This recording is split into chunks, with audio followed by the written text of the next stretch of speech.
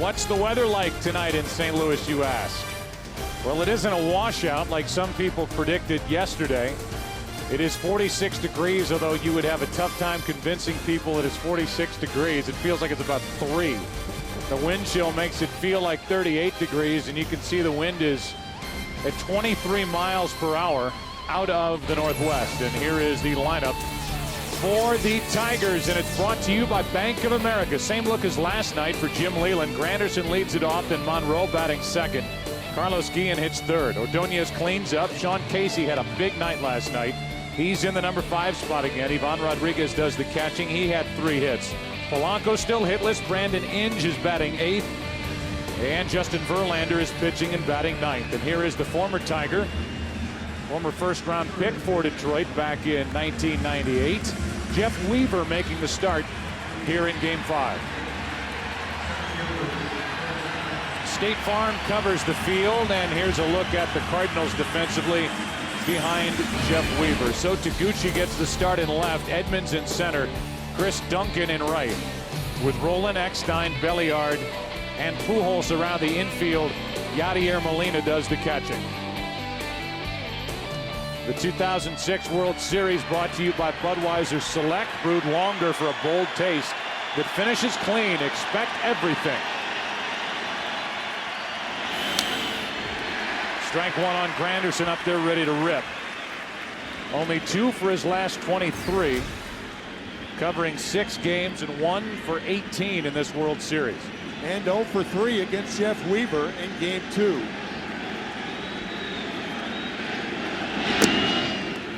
One ball, 1 strike. Imagine the nerves bouncing around in the belly of Jeff Weaver getting the start against the team that drafted him. A chance to wrap up the World Series and give the Cardinals their 10th World Championship here tonight and try to avoid having this series head back to Comerica Park. Just think of how many pitchers in baseball would love to have this opportunity with their team 3-1 up in the World Series starting tonight. Let's learn more about this Cardinal right-hander, the 30-year-old 6'5", 200-pounder Jeff Weaver. That first point we've talked about in all of his postseason starts. When the arm is up, that's the arm angle he wants. Improvement under Dave Duncan, and he's working on the normal 4 days rest.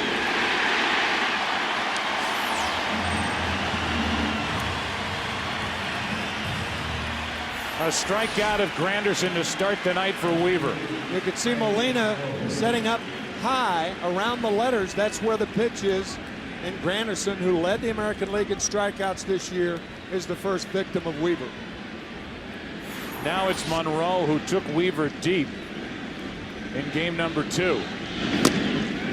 Strike 1. Craig is 3 out of 16. His 2 home runs coming. One in game 1 at the end of it, and the other one in the first of game 2. That gave Kenny Rogers all he would need as Rogers and Todd Jones combined for the victory. Rogers did the tough part with his 8 shutout innings.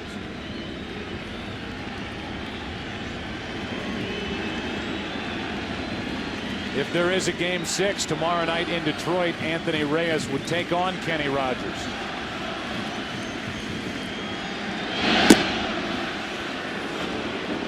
Ball 2.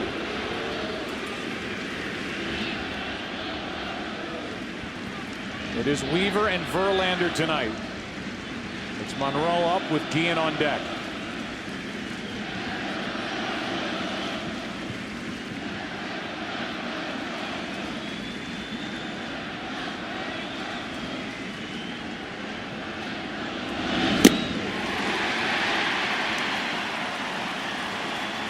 One thing is pretty clear.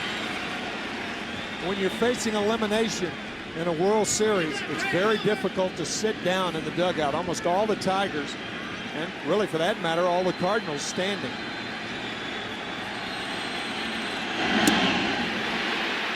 Monroe checked it. It's a full count.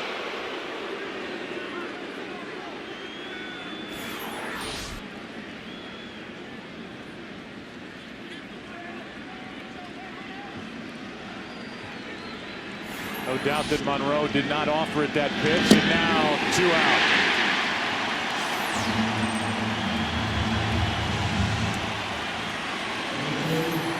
early going. Weaver appears to have a sharp slider. So he got Granderson on the fastball and Monroe on the slider. Slider from a right-hander sliding away from a right-handed batter. The story with Weaver is something that, if you're not familiar with it, just checking him out for the first time, as he makes this Game 5 start and now deals with Carlos Guillen.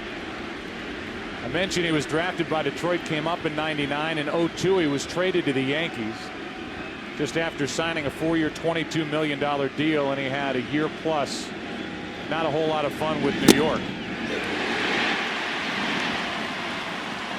He leaves New York. He has 2 years with the Dodgers, goes 27-24, signs a 1-year deal this year with the Angels, goes 3-10. And to make room for his younger brother Jared to come up and pitch, the Angels cut him loose. Now he's in St. Louis. Now he's through 1/2 inning. There is no score in Game 5 with the Cardinals up 3-1. Take a look at the lineup for the St. Louis Cardinals, brought to you by Bank of America. David Eckstein, the star last night, leads it off. Then Chris Duncan back-to-back starts. He's in right. Pujols hitting third. Edmonds cleans up. Roland batting fifth. Belliard back in the lineup. Yadier Molina. So Taguchi gets the start in left. And the pitcher, Jeff Weaver, as Justin Verlander, the 23-year-old rookie right-hander, makes the start here in Game 5, trying to get the series back to Detroit.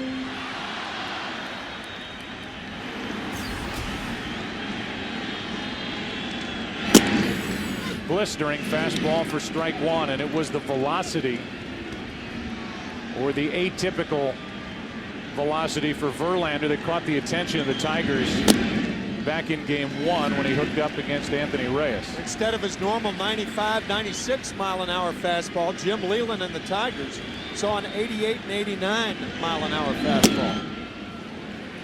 There's 94 from the right-hander, and he's behind on the count to Eckstein, 2-1. Justin trying to turn that apprehension into positive energy for the Tigers.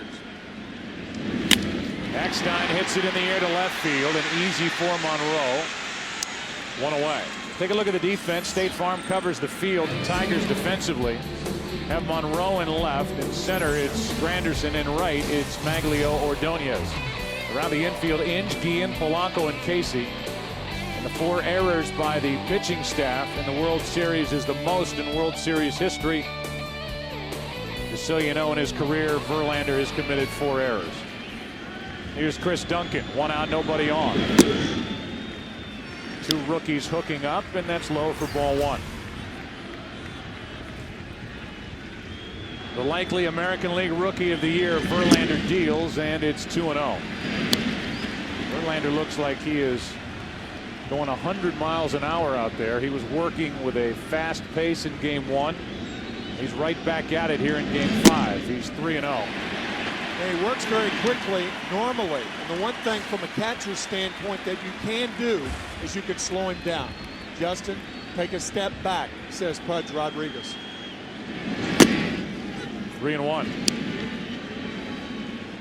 Eckstein fly to left. Duncan is trying to get on in front of Pujols, who has only 2 hits in this World Series. That is foul.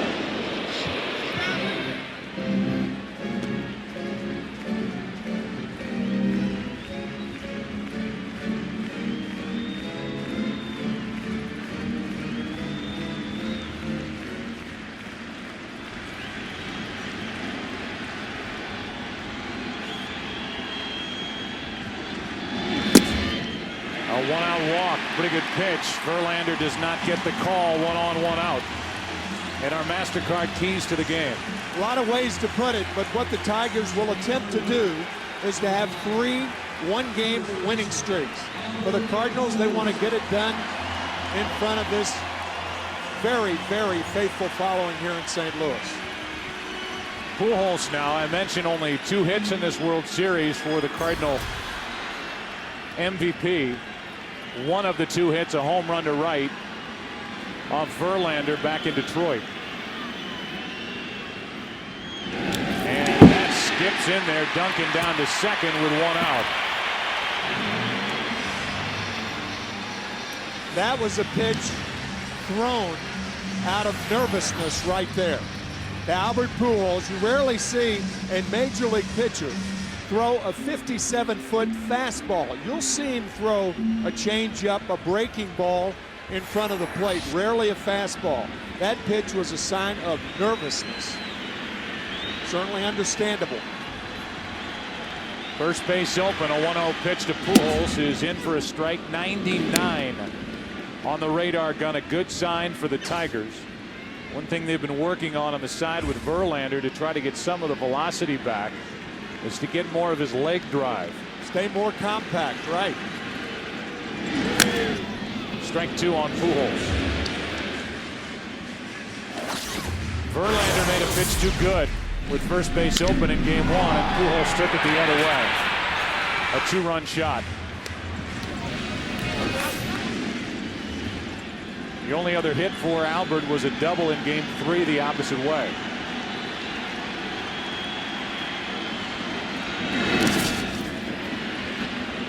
Two and 2, and Rodriguez is going to be tested tonight. That was really a good play right there. Tough curveball. Remember, catchers anticipate the breaking ball in the dirt. Go right down with it. Good play, Rodriguez. 2 and 2, the count on Pujols.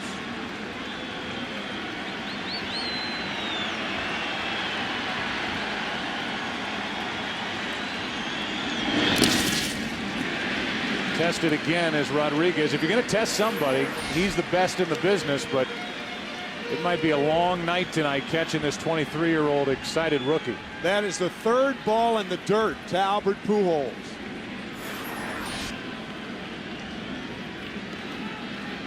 A 11-time Gold Glove Award winner. 3-2 count now on Pujols with Edmonds next. Another one that skips in there, and Pujols will take a walk, and so will Rodriguez. Out to talk to Verlander. And once again, there's no talk between the two of them about mechanics or any of that stuff. That's a checkup from the neck up with Verlander. Earlier in the dugout, we had this shot going to break, and the 23-year-old, a deep breath before he headed to work, and off he went. He got the lead man Eckstein, but he's walked the next two and thrown a wild pitch in there. I tell you, Joe, with that shot, you could just feel the apprehension and anxiety. Edmonds takes a ball, but Verlander has the kind of ability and the kind of stuff. He can channel it and get it back into the strike zone. He can be dominating. He's got to find it here fast. 2-0. Now Guillen, one of the leaders on this Detroit team, is going to come in and try to slow down Verlander, and so will the pitching coach. Hernandez try and do the same.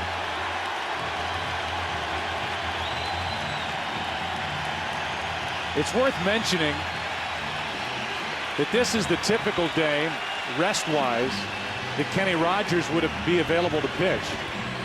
He matched up against Jeff Weaver in Game 2 back in Detroit.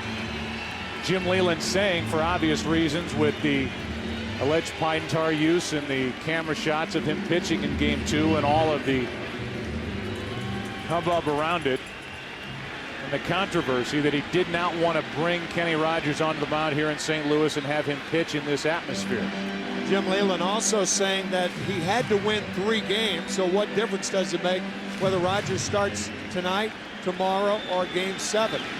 There's certainly credence in both lines of thought. 3-0. The other camp is get a win here tonight and get it back into our home ballpark and take our chances there. Probably a stronger point.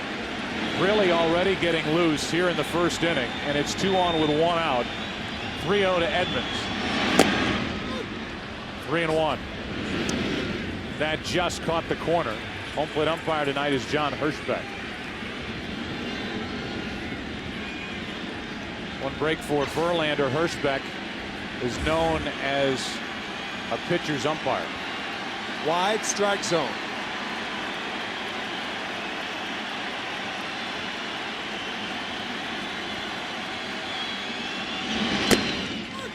Edmonds comes back with a full count.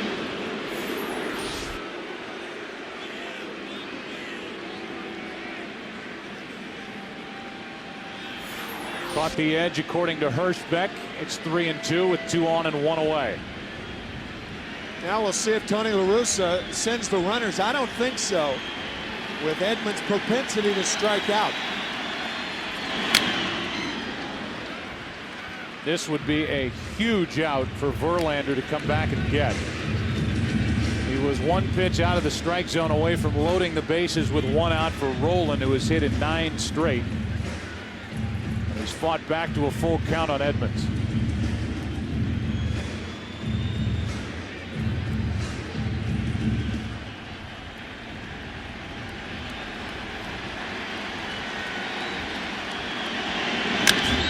Edmonds pops it into left field. Easy for Monroe. Wind playing with it. That's out number 2. And Jim Edmonds going after ball 4. That ball right around the shoulders.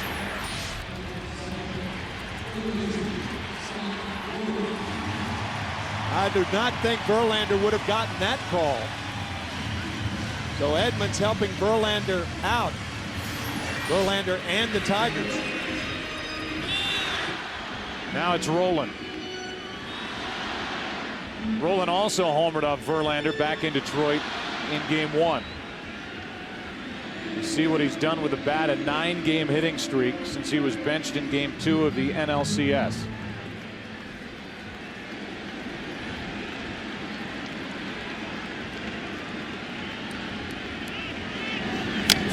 Strike 1, 97 from Verlander. It's almost like a yoga class in this ballpark. Don't forget to breathe. Verlander trying to slow it down a little bit now, taking the ball behind the mound, rubbing it up, and not just getting it and throwing it like he was doing to the first 3 hitters.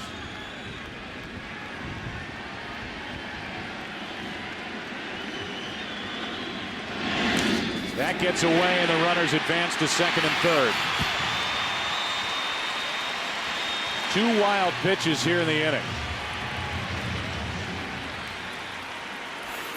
Verlander had only 5 wild pitches the whole season. This ball off the arm of Ivan Rodriguez, the breaking ball.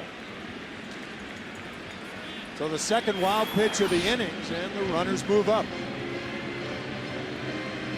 Really still getting loose for the Tigers out in their pen.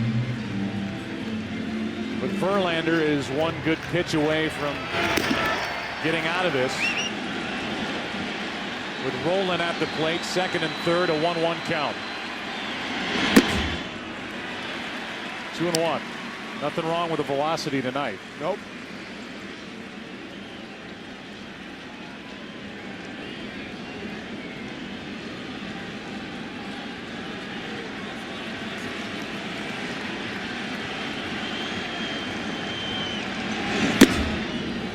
Three and 1.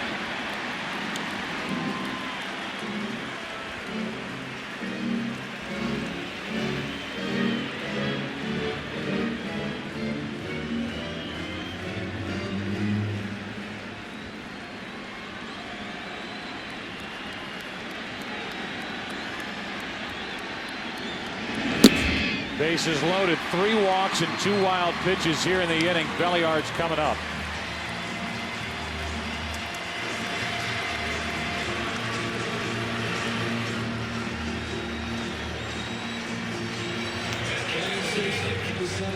I think if you're Belliard, Joe, I think you got to take a strike. I think you play on the anxiety of a 23-year-old right-hander in only his 2nd professional season. Belliard's been on the bench for 2 of the games of this World Series. Miles has made the start. Ball 1.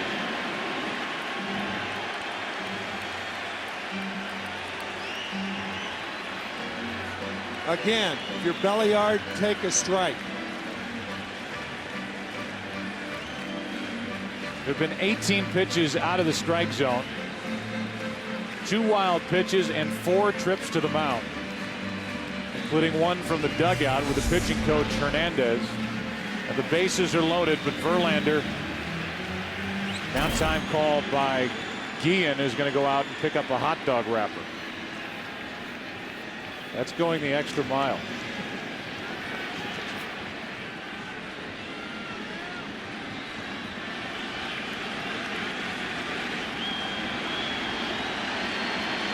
Bases loaded, 2 out.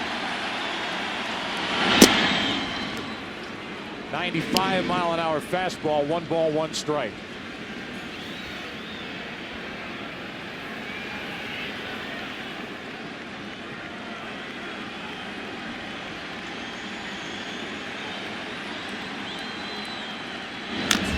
Strike 2 on Belliard.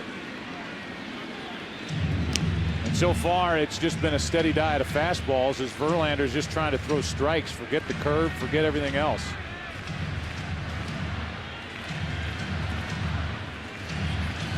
Does he dare try to break off a curveball here with the bases loaded, 2 out and a 1-2 count? I don't think so. 100 miles per hour, but ball 2.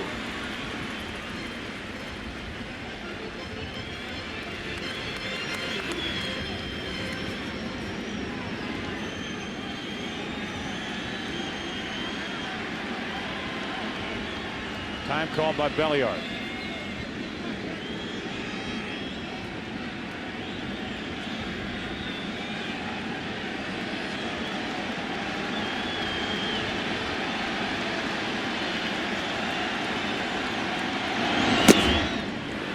Ball 3, full count, and the runners will go.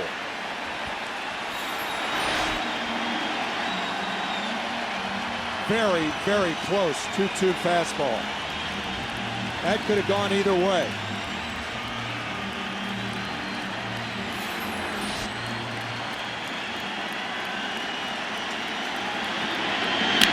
Foul.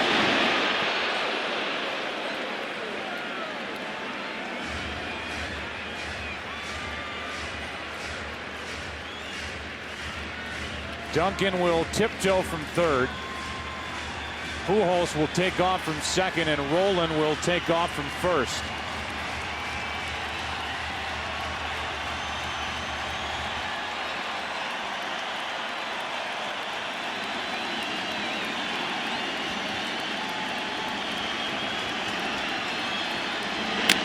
Ground ball up the middle. Guillen throws on the run and out to end the inning. That saved 2 runs as both Duncan and Pujols were coming home. What a play by Guillen to keep it scoreless after 1 in Game 5.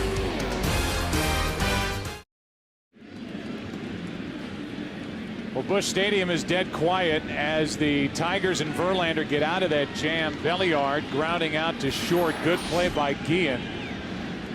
And a great play by Casey on the other end. I couldn't help but be taken by not only Sean Casey pumping his fist, but Verlander pumping his fist, almost like it was a clinching situation. They just got out of the first inning.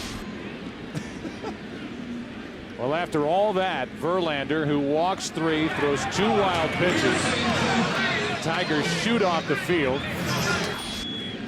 Still a scoreless game, and Ordonez swings at a pitch over the inside part. 1 ball, 1 strike. There are the numbers for Maglio in this World Series. So far, he is just 2 out of 15. Sean Casey on deck, then Ivan Rodriguez against Jeff Weaver. On the outside corner, strike 2.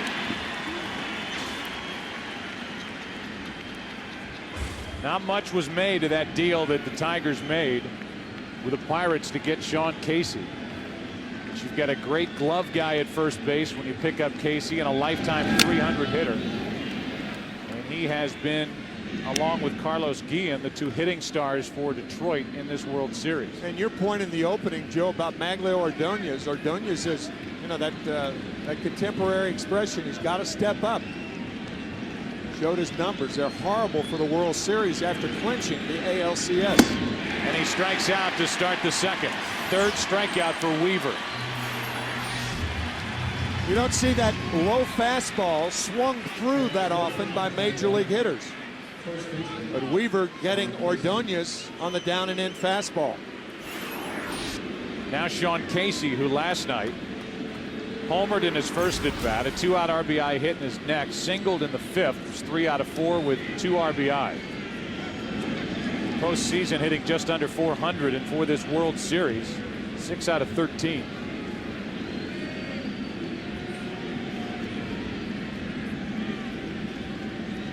With 1 out, Casey fouls it. Jim Leyland quoted as saying, "We've got to win 3 in a row," and that pretty much puts it real simple. Are we capable of doing that? Absolutely. Are we in a good position? Absolutely not. If we win game 5, we keep playing. If we don't, we go home. Either way, they go home. Or will they go home to play baseball tomorrow night? Here's an 0-1. 1 ball, 1 strike.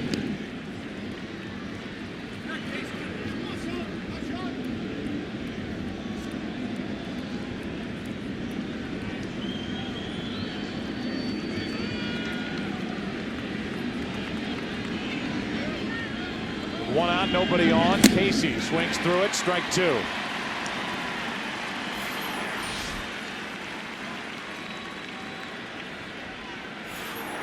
I know Weaver's had success up there through the first 5 hitters, but Jeff Weaver can't expect to get Tiger hitters out on high fastball.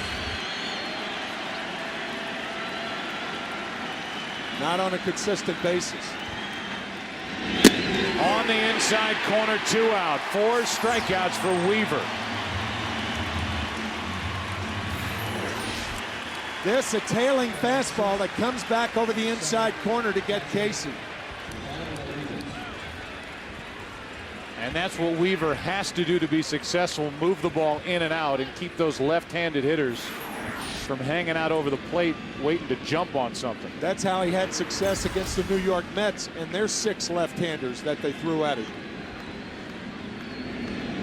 Now Ivan Rodriguez, who helped guide Verlander through that long bottom of the first. A 35-pitch inning for the Tiger right-hander. Strike 1.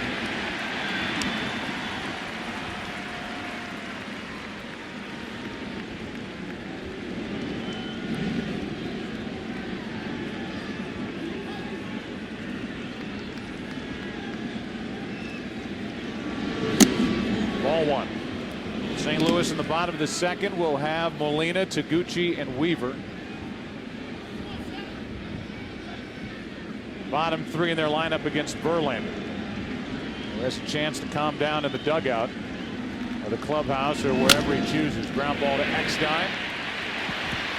And Weaver is perfect through 2. Bottom of the second here in St. Louis. Bottom of the order coming up. No score in game 5.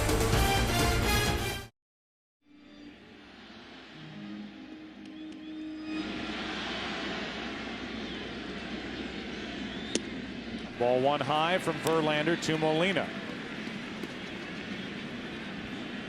Verlander walked 3 through 2 wild pitches in the first, and he guides one into the strike zone there for the Cardinal catcher. 1-1. Taguchi on deck, and then Weaver the pitcher.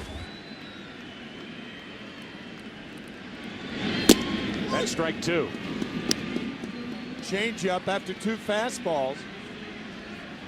Sometimes you go through a first inning like that where you throw 35 pitches and you get out of it, and that helps relax you. Breaking ball missing, and it's 2-2. Molina has had a terrific postseason. 327 overall, and he's hit 2 home runs, driven in 8. Up and after that one, still 2-2.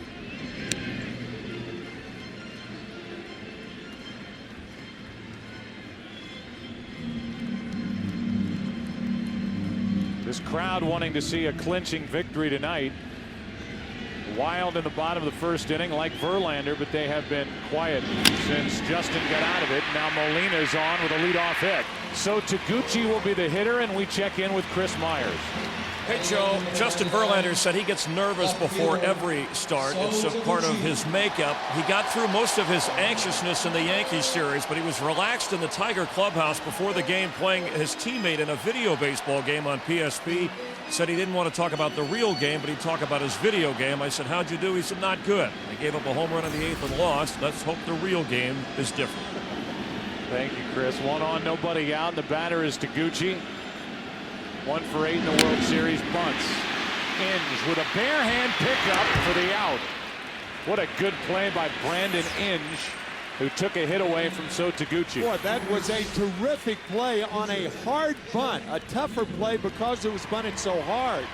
But Inge picking it up with the index finger and the middle finger in throwing position.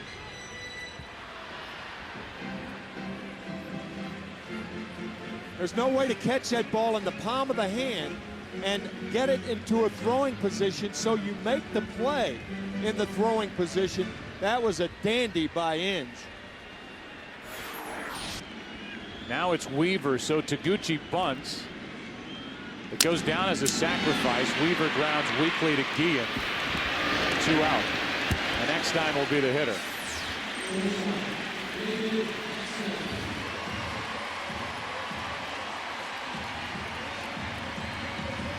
Number 8 hitter Taguchi bunting for a hit.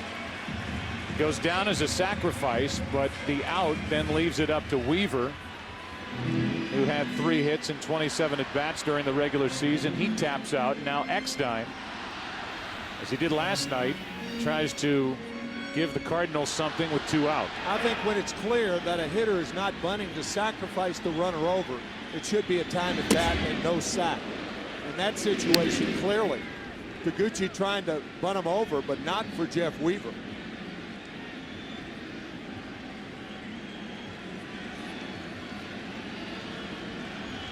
Runner at third, 2 out. 1 ball, 1 strike.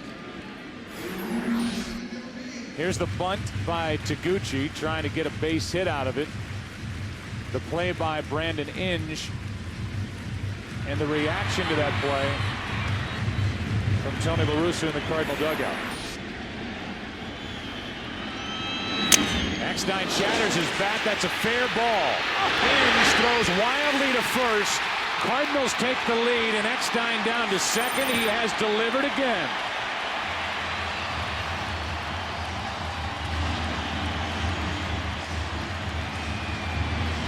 Probably a hit and an error. Have to wonder how that ball stayed fair. It was a great backhanded pickup by Inge. And by the time he got to his feet, he throws wildly to second base side of first base. And Eckstein takes second base. Good throw, he has him.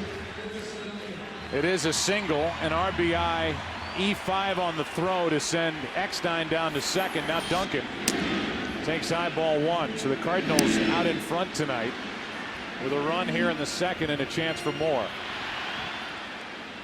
Duncan was walked his first time up.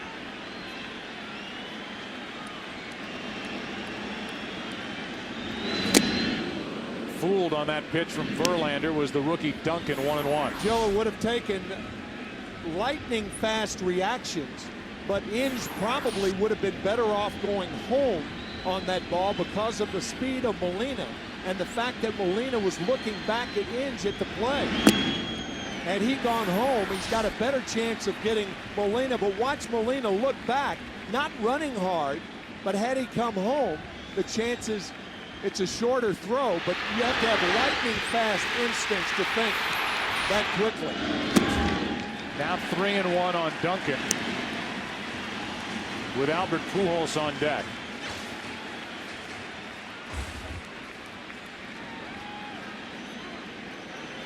Weaver has a lead. Duncan trying to add to it. Full count.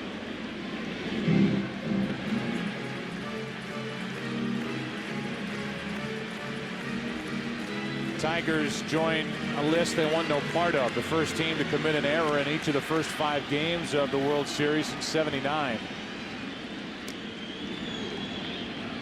New baseball for Verlander, trying to get out of the second now. A leadoff hit by Molina. Bunted down to second. Moved over on the ground out by Weaver and scored on the hit by Eckstein. Duncan strikes out looking over the inside corner, and Verlander gets his first strikeout of the night. But the Cardinals get the first run of the night. Third inning now, game 5, 1-0 St. Louis. So as we move into the third inning with the Cardinals on top now 1-0, here is Polanco, desperately trying to find his first hit of this World Series. 0 for 14. 471 through the first 2 rounds of this postseason. And the MVP of the ALCS. One hop to third, picked up by Rowland. One away. So Polanco started the postseason in his number 2 spot in the lineup.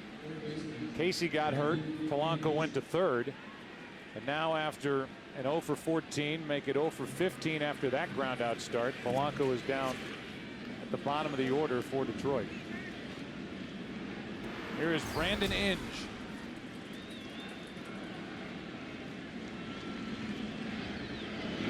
Last night, as he takes low on a breaking ball from Weaver, Inge hit an RBI double off Adam Wainwright at the top of the 8th inning to tie the game at 4.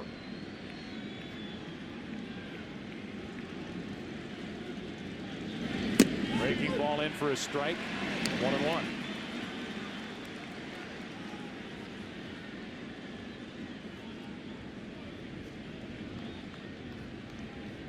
With 1 out, nobody on, that misses down and away. 2-1. Who would have thought it with Jeff Weaver, a guy who was 5 and 14 in his first 26 starts this year. Ripped into left field. Back is Taguchi and cannot get there. Brandon Inge digs for second, and the throw will be late. Inge with another double. One thing that you notice about Brandon Inge, he has sneaky power. When he gets balls in the outfield on the line, they have carry power. And this one carrying over Taguchi's head for yet another double by Inge.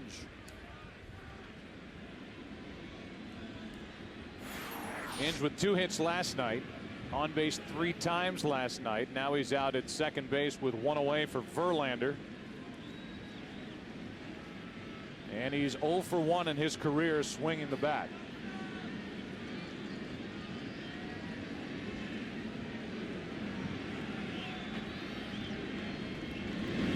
Grounds it back to Weaver, and his throw as they've trapped Inge between second and third. Rolling with a tag and a fielder's choice. 1-5.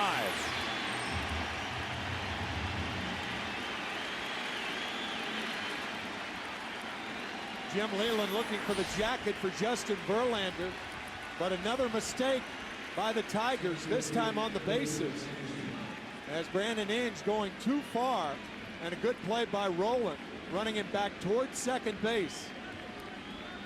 And that wipes out the runner in scoring position for Detroit. As we said on the opening, Jim Leyland saying we've got to make up for our mistakes by swinging the bats, and so far the Tigers haven't done that. That ball was headed back up the middle. Weaver was in good fielding position after letting the pitch go, made the play easily. Fielder's choice. Now Verlander has to run the bases.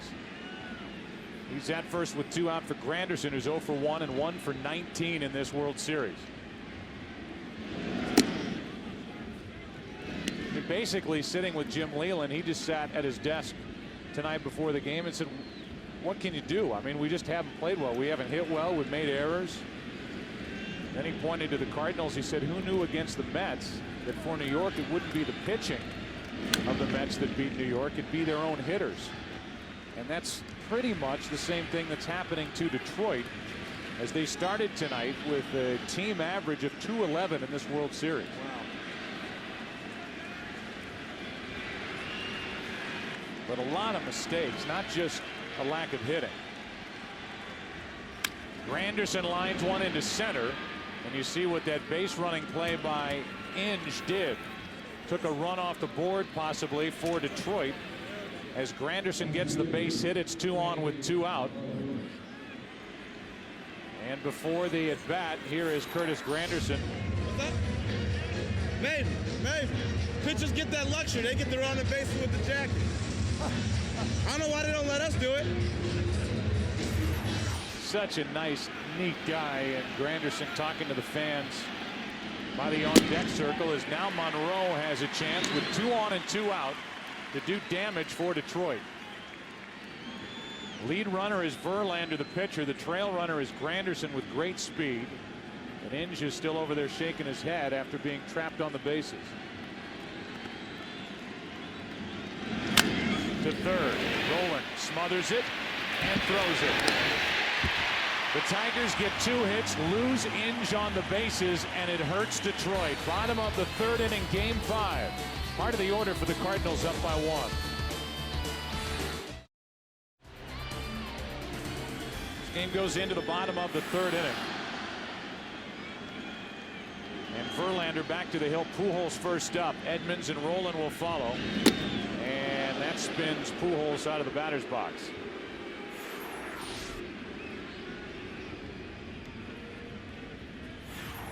Who would have thought that the St. Louis Cardinals would be up 3-1 with the clincher, perhaps, potentially, tonight with Albert Pujols only 2 for 12.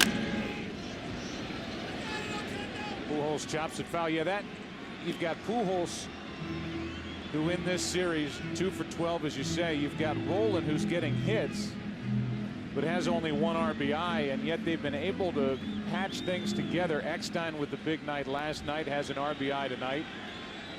Enough to take a 3-1 series lead. That is just blistered over the outside corner by Verlander. 1 and 2. Nobody's going to hit that pitch.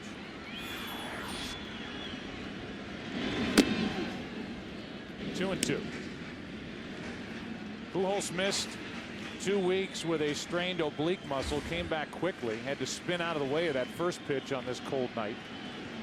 Had a little reaction after it. Now he rips one into left field for a base hit. A leadoff hit for the Cardinals, their 3rd hit of the night.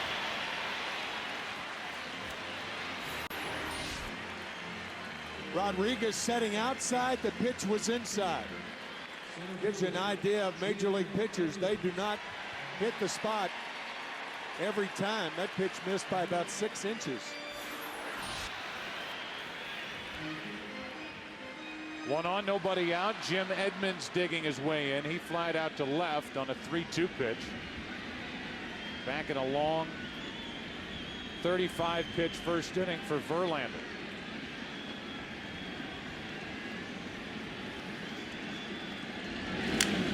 Strike 1. That was hittable. Edmonds missing the high fastball. He'd like that one back.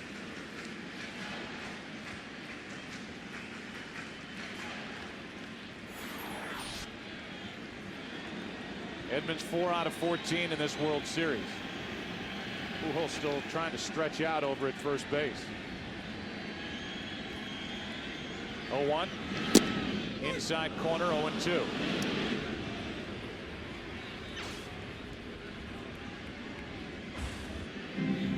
This Detroit team, remember, down the stretch, they lost 31 of their last 50. And then their last 5 games to a combination of Toronto and Kansas City to lose the division. They were the wild card. It looked to all the baseball world like they had put that stretch way behind them. When after losing the first game of the division series at Yankee Stadium, they won the next 3 against New York. Swept Oakland 4 straight. Jim Leland is trying to find the right formula with his lineup. Cut down on these errors. Get some big hits. So they've been unable to do. Edmonds grounds to first, foul. Still 1 and 2. The Cardinals, on the other hand, almost let a 7-game lead slip away to the Houston Astros. Got down to a half game entering the final weekend. And it took a win by Atlanta over Houston on the final day of the season to assure the Cardinals they would not have to play an extra day as a makeup game against San Francisco the Monday after that final Sunday, and they were in the postseason, but not expected to do much. 2-2. Yet here they are after getting past San Diego, then the Mets in 7 games, leading this World Series. 3 games to 1. The experts are idiots. That is well said. Here's a 2-2. Full count.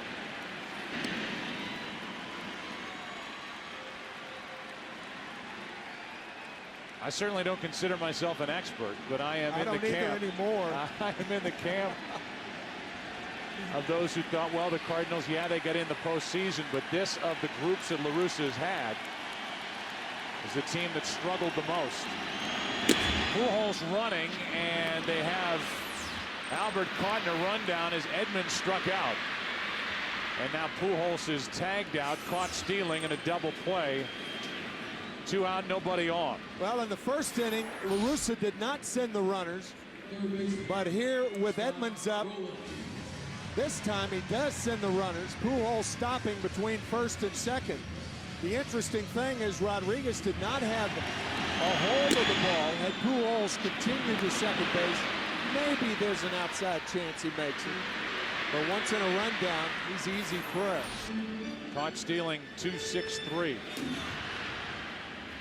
Now it's rolling with the bases empty and 2 out. Takes a strike.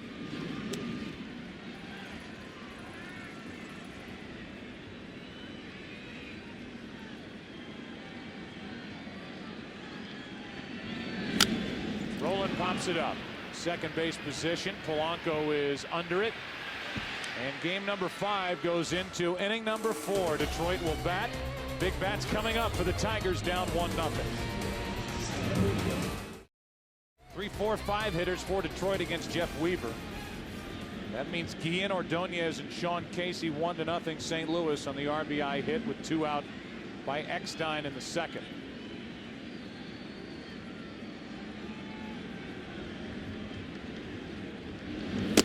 Guillen takes ball 1. What Detroit needs in the way of opportunities is first and third, nobody out. First and third, 1 out. That's how you get those multi-run innings. And Detroit has had a lack of those through these 5 games thus far. Guillen flied out to left his first time up. That's to first and comes back for Pujols, who limps to the bag. 1 out. Our game summary is brought to you by Verizon Wireless. So we're here in game 5. Cardinals leading 3 games to 1. Eckstein with the RBI hit in the second. Brandon Inge, his 3rd error this World Series. And Jeff Weaver struck out 4 of the first 5 batters and has gone 3 1/3. For the most part, Tony La Russa has not let Weaver go too far. You look at his last 9 starts, he's 5-2 with an ERA just over 4, but in no start did he go past 6 innings. They have limited his exposure, and it has paid off as Ordonez takes ball 2. Also, Joe, we talked about the Tigers in multi-run innings. They have had 2 multi-run innings in this World Series. 2 innings in which they scored 2 runs. Getting back to Jim Leyland's remarks before the game, these guys just have to hit to win, and so far that has not happened. Ordonez struck out his first time, and he gets under this one into shallow right center. Edmonds, Duncan, and it's Duncan who drops it. Jim Edmonds did not take charge, and Chris Duncan, playing in right, commits his 2nd error of this postseason. Tell you, you can see Edmonds right there, and Duncan ultimately tried to one-hand it. I'm not too sure that Jim Edmonds wasn't the guy who got in the way there. If he, I mean, that ball's into right field. If you're the right fielder, you got to make that play. Edmonds coming over, calling for it, and now he ducks in. I'm not too sure Edmonds wasn't in the way of Duncan on that ball. He may have still dropped it. But with that much interference, General Manager Walt Jocketty saying a routine play not made by the Cardinals. And now we'll see if the Tigers can take advantage of that mistake by St. Louis. Cardinals have taken advantage of Tiger mistakes in this series, and now an error on a routine fly ball to right. And who better for Detroit to step in right now than their hottest hitter, Sean Casey, who hits it down the right field line into the corner at the wall. This ball is gone for a 2-run home run, and Detroit takes a 2-1 fourth inning lead. An error and a home run on the very next pitch, and the Tigers jump on top.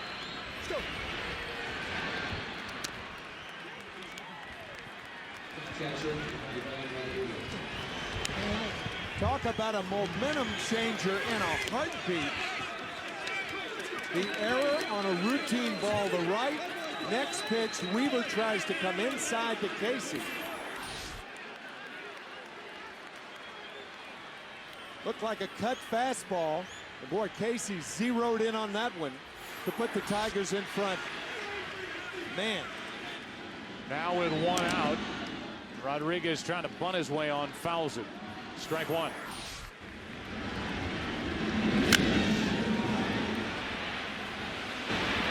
Only question was whether it would hook foul, and it just did stay fair. Casey bombed that one into right. Woo. Now Rodriguez flies one to right, and Duncan makes the play. 2 out.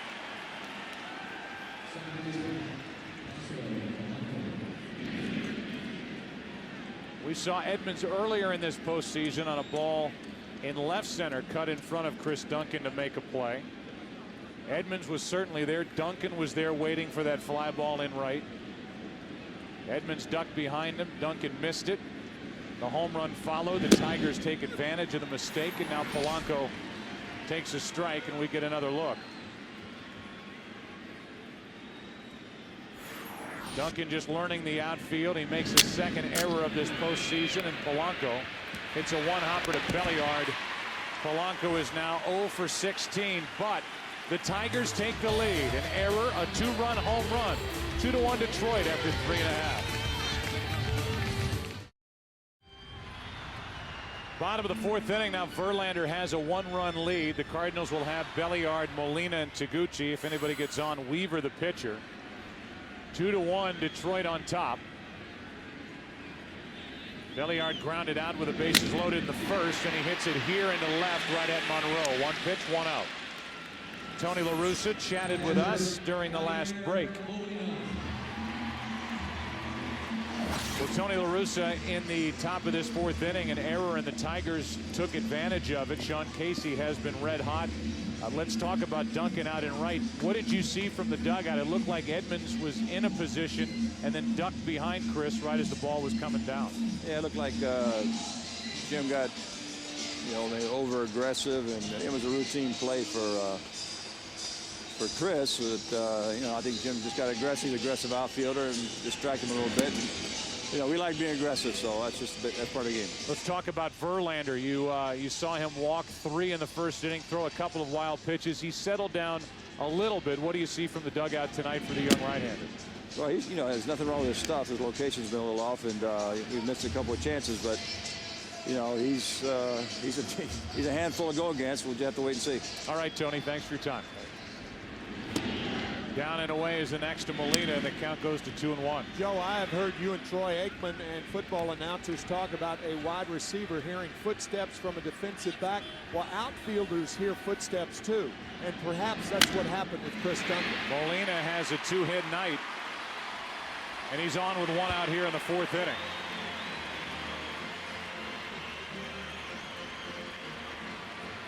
That's his 8th multi-hit game in postseason play. He had 17 all regular season for the Cardinals. He's on with 1 out here, and so Taguchi steps in.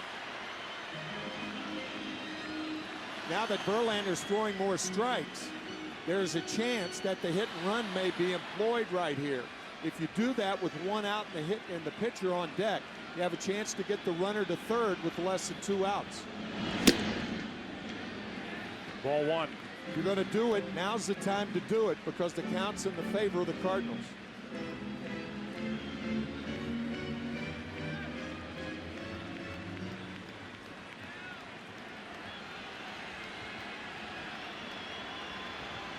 One on, one out.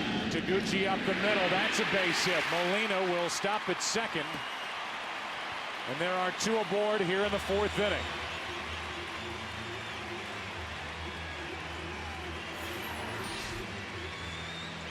Pitch was down and in, laced back through the middle by Taguchi.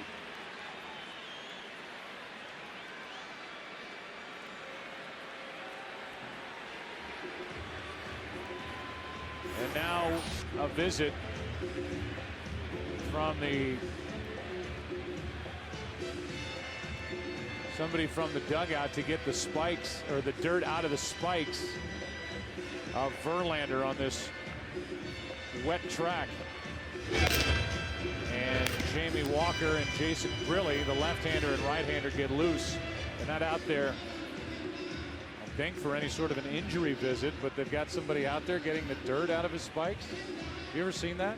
No, I've never seen 7 guys on the mound trying to help a pitcher get dirt out of his spikes. Remember on our pregame show tonight, Joe Girardi talking about putting Pam on the on the spikes before he even had a chance of getting dirt mounted into the spike area. Kevin Kennedy and Joe Girardi kidding about that.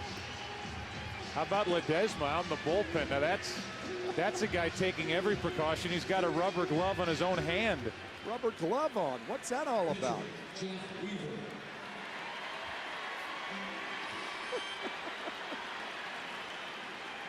Some of that balm that we hear. I know Clemens likes to use that stuff. As Weaver, trying to bunt, pops it up and backing out of play. The point is about them coming out to get the mud out of the spikes of Verlander. Leland trailed everybody out there, and as it turned out, Leland ends up having a visit with Verlander in what should be a bunting situation for the Cardinals with 2 on, 1 out, and not much speed at second with Molina, the lead runner. The bunt to Verlander, the play to third, and the throw. Another error by a Detroit pitcher. This game is tied, and it's second and third with only 1 out. Unbelievable. 2-2 in the fourth. Second error of the series for Verlander. He didn't throw the ball. He goosed it to third base. He just tried to push it over there. This is such an easy play, maybe a double play. If he gives Inge a good throw, the ball into the baseline, Molina scores easily. It's a tie game and runners into scoring position. That's 5 games and 5 errors by this pitching staff, 2 by Verlander. It's a fielder's choice E1. And it's second and third. Eckstein coming up.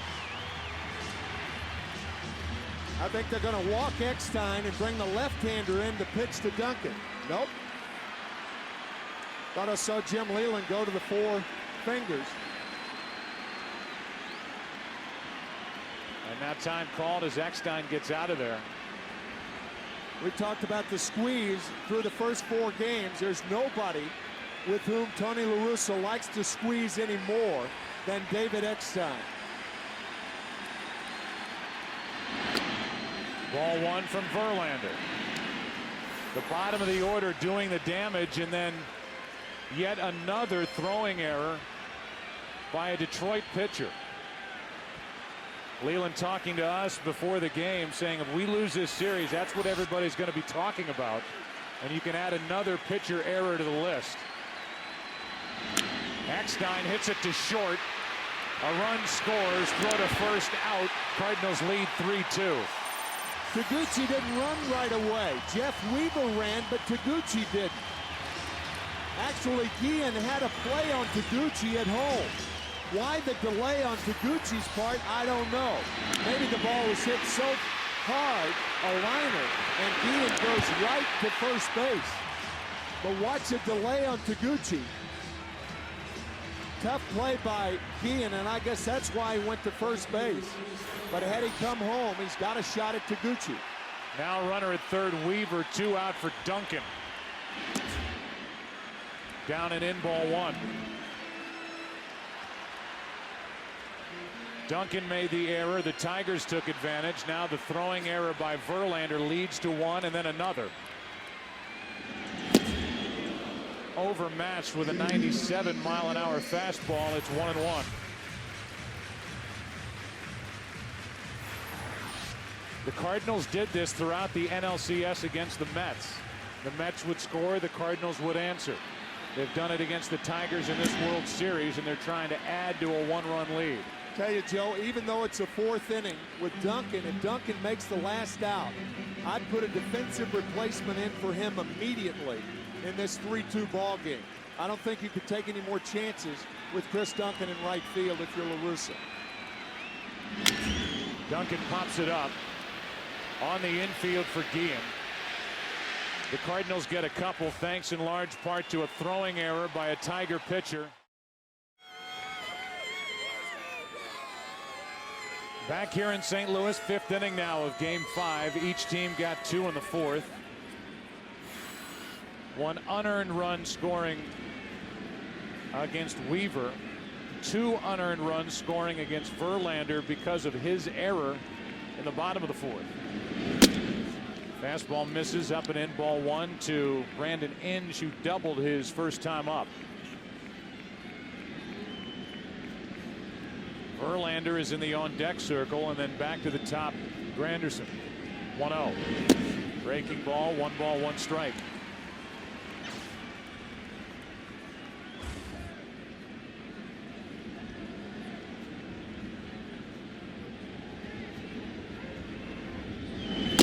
Strike 2. Tony La Russa talked about errors that pitchers make, and some guys, he said that's an area where you can improve, and it's something that you know next spring training Jim Leyland will have his pitchers, no matter what happens the rest of this series, working early and often on pitchers field their position. Inge strikes out, strikeout number 5 for Weaver, and Verlander will be the hitter. Fox NFL Sunday returns as the Bucks take on Tiki Barber and the Giants in New York. Or Torrey Holt and the Rams look to slow down LaDainian Tomlinson and the Chargers, or other regional action. It all begins Sunday with America's #1 pregame show at noon Eastern, 9 a.m. Pacific on Fox. Rondé Barber has had a great season. His brother Tiki, 647 rush yards, and he has announced that this will be his final year in the NFL. So enjoy it on Sunday. Tampa Bay and the New York Giants. Here's an 0-1. Verlander takes strike 2.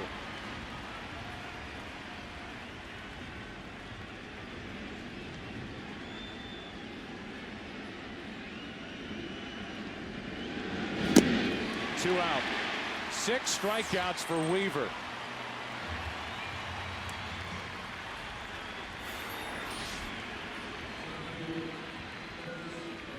Back to the top of the order.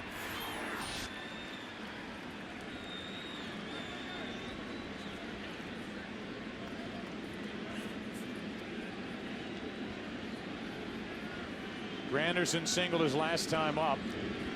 Came right after Inge was erased, being trapped between second and third on a ball hit by Verlander.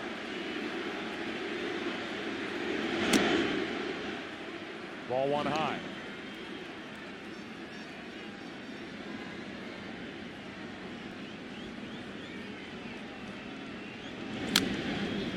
One and one. Prior to tonight's game, Rick Scheit, Chevrolet's executive director, product development, presented a check for over $120,000 to the Boys and Girls Clubs of America for its television player of the game sponsorship.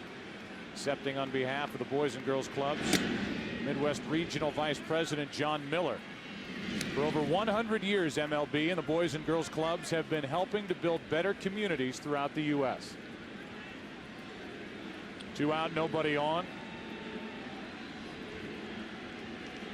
A 2-1 pitch to Granderson. Molina wants it down. It wasn't down, but it's by the bat of Curtis Granderson. And Weaver could strike out the side here in the 5th. Weaver's gotten away with a lot of fastballs up in the strike zone tonight. These Tiger hitters, with the exception of Sean Casey, remain cold. Still 2-2. I tell you, Joe, I could not help but be taken by the lead line of Joe Strauss, who writes for the St. Louis Post-Dispatch today. And he said, even at its highest level, the game remains a simple one. And think of all the simple things in this series that have not been done by Detroit. Routine, simple, everyday baseball things, and the Tigers have not executed.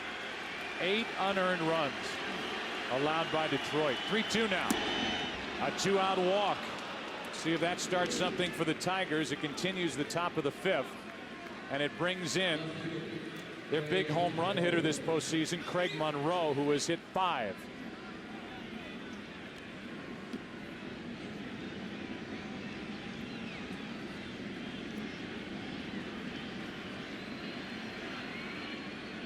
Most ever hit by a Tiger in any one postseason. The 5 home runs hit by Monroe ties Hank Greenberg and the work that he did in World Series play, hitting 5 home runs. Strike 1 on a breaking ball on the inside corner to Monroe, who's 0 for 2. And now he's 3 out of 18 in this World Series.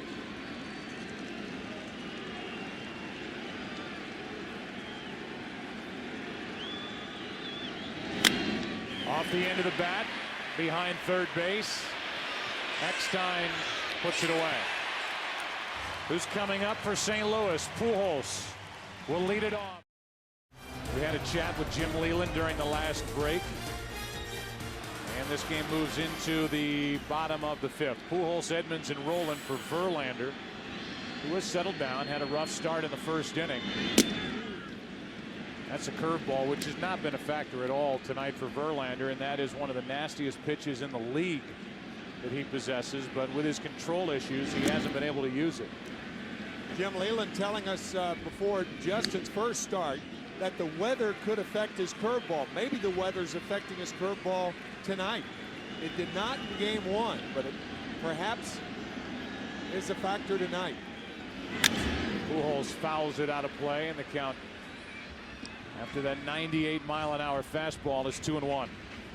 Just offhand, I can't remember a curveball thrown for a strike by Verlander thus far. I can't either.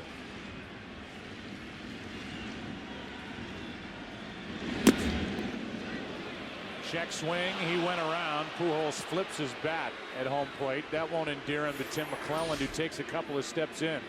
No, Pujols went too far there. That's an easy call.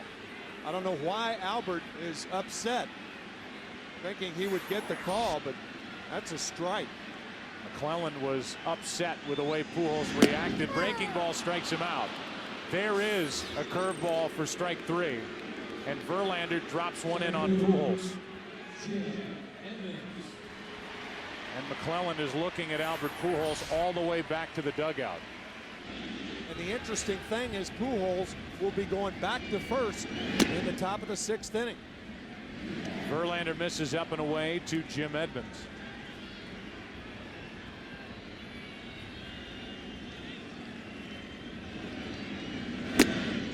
Two and 0.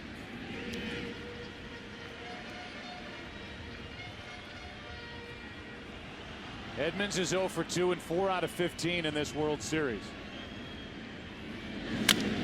Hard hit. What a play by Polanco on a short hop and a backhand. 2 down. Let's go to Jim Leyland's interview.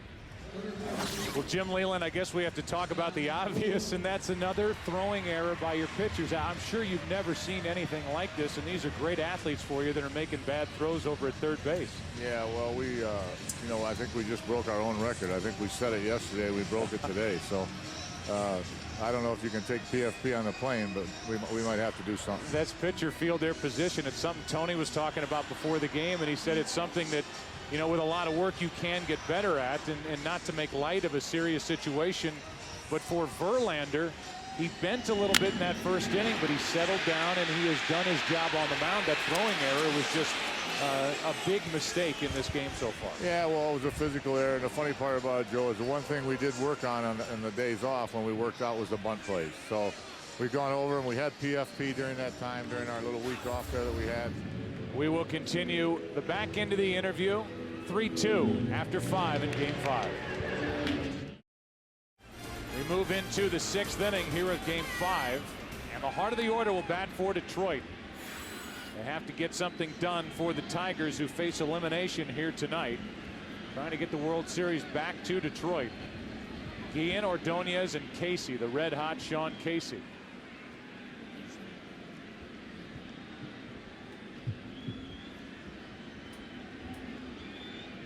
Tim, you made mention of it leading into last inning. Chris Duncan out in right field. Yeah, with the two left-handers coming up for the Tigers, Guillen and Casey. Clearly, Duncan is in there for his bat, but the Cardinals have a tenuous one-run lead. And in my view, Duncan shouldn't be out there, but another right fielder, somebody like Preston Wilson, should be in there, because to me, you play 4 innings of defense right now, and Chris is not your best defensive right fielder. Made the error on the ball hit by Ordonez back in the 4th. Belliard stays down on it. 1 out. We'll finish our interview with Jim Leyland. I asked him to gauge the mood in his dugout with his team trailing here in Game 5. No, I think we're good. I think we're okay. I think we have a lot of confidence, and you know, I think it's obviously at the moment it happened, it's disappointing, but I think the guys are into it and they know what we have to do. We're gonna have to score some more anyway. You're good to talk to us. We appreciate it very much. Thank you. No problem. Thank you. All right, that's Jim Leyland, the manager of the Tigers. Now Maglio Ordonez with 1 out, nobody on, and that's off the end of the bat, caught by Weaver. 2 out. How about that play? You don't know whether Weaver caught the ball or the ball caught Weaver. Off the end of the bat, twisting and turning into the glove of Weaver. You've got Tiger pitchers making throwing errors that have been crippling to Detroit's chances in this World Series, and then Weaver here with 1 out, and their hottest hitter Casey coming up stabs that thing back up the middle. Here is Casey, who hit a 2-run home run in the 4th inning to put Detroit out in front 2-1 for a short while. Last night went deep. 4 out of his last 6 is Casey with 2 home runs, and he takes outside, ball 1.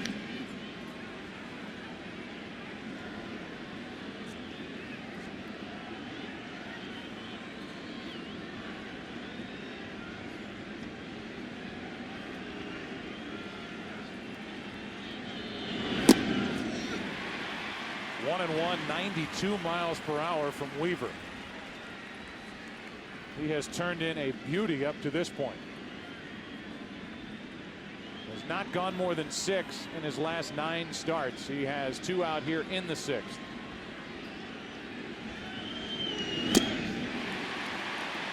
Overpowering fastball from Weaver.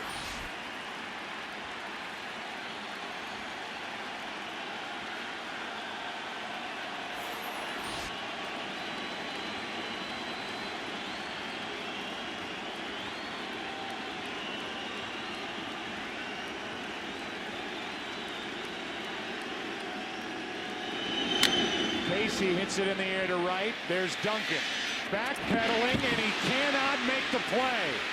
Casey will end up at second base, and there's the tying run as Chris Duncan makes another error in right.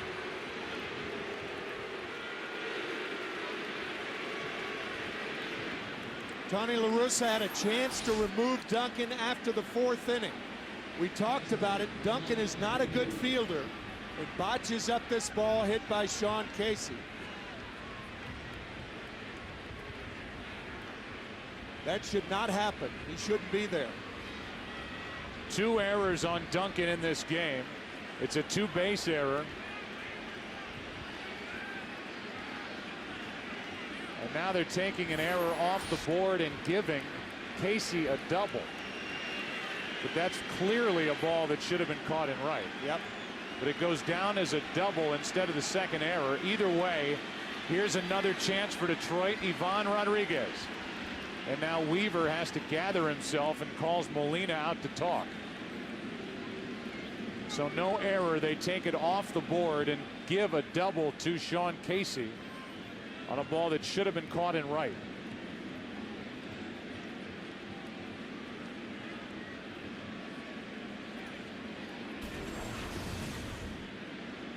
Game 6 tomorrow night on the air at 7:30 Eastern.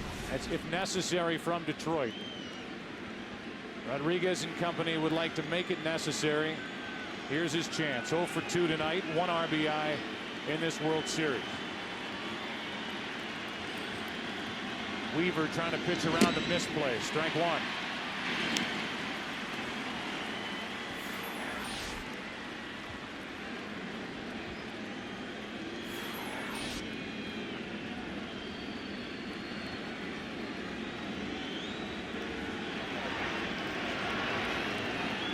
Desma getting loose for Detroit.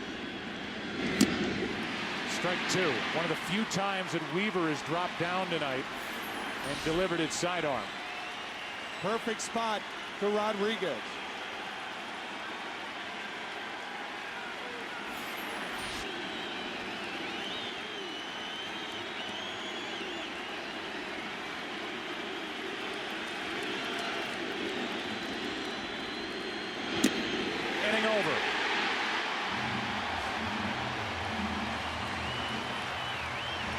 There's nobody more relieved in the park than Chris Duncan.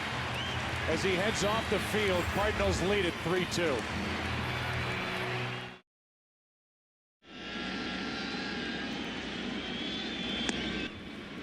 Two by Verlander.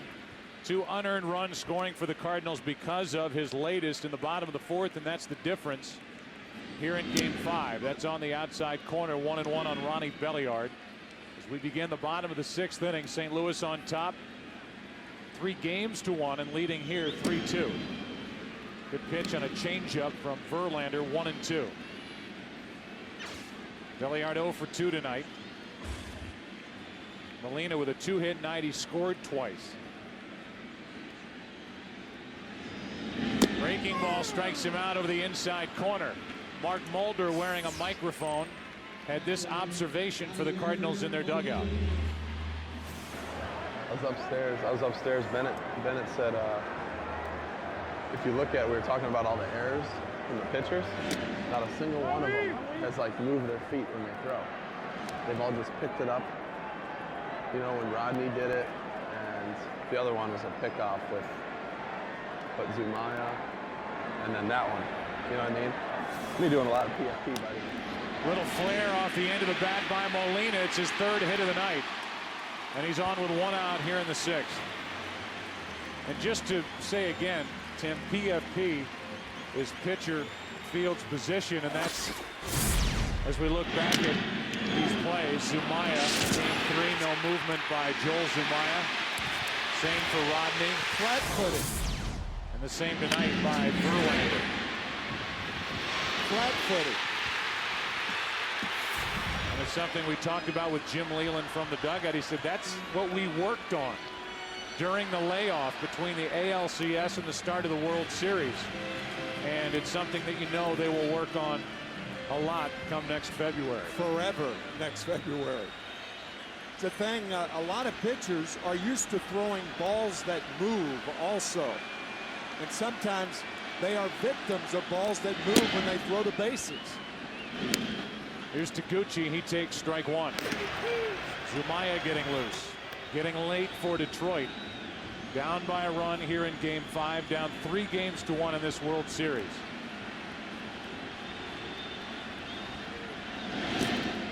In the dirt, blocked by Rodriguez.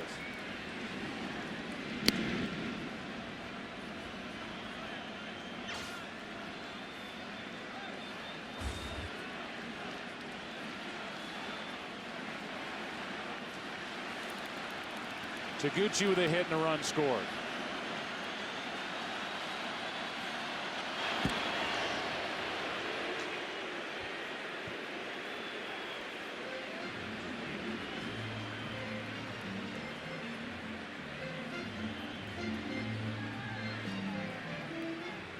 Taguchi is up there to hit with a pitcher on deck.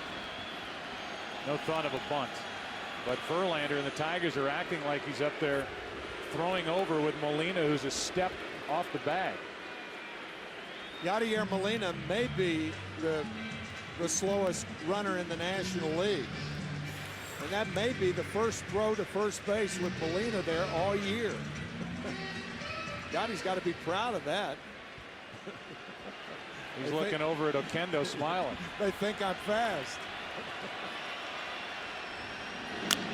Taguchi grounds one to the shortstop, and the only play at first out there as Guillen gets Taguchi.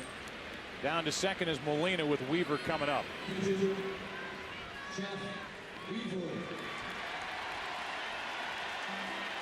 Again, here's a guy at the plate who's doing what he's doing on the mound. 1 earned run through 6 innings. He struck out 7, walked 1. And this is a guy that was cut loose by the Angels, put on waivers. The Cardinals made a deal for a minor league outfielder to get him. Swings the bat pretty well, by the way, as he fouls it off to the right.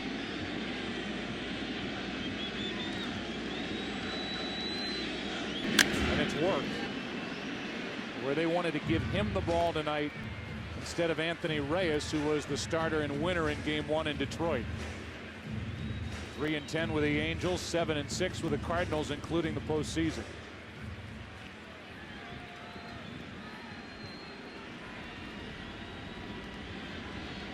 The 0-2 from Verlander. Ground ball to Polanco. Game number 5 goes into the 7th inning. The Tigers will have the bottom 3 in their lineup as they trail by 1. Back after this from your local Fox station.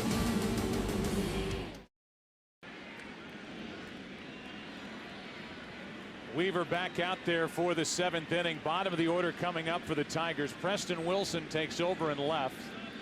That moves So Taguchi from left to right. Chris Duncan is no longer out there in the field for St. Louis. Polanco 0 for 2. 0 for 16 in the World Series. And he takes a strike from Weaver.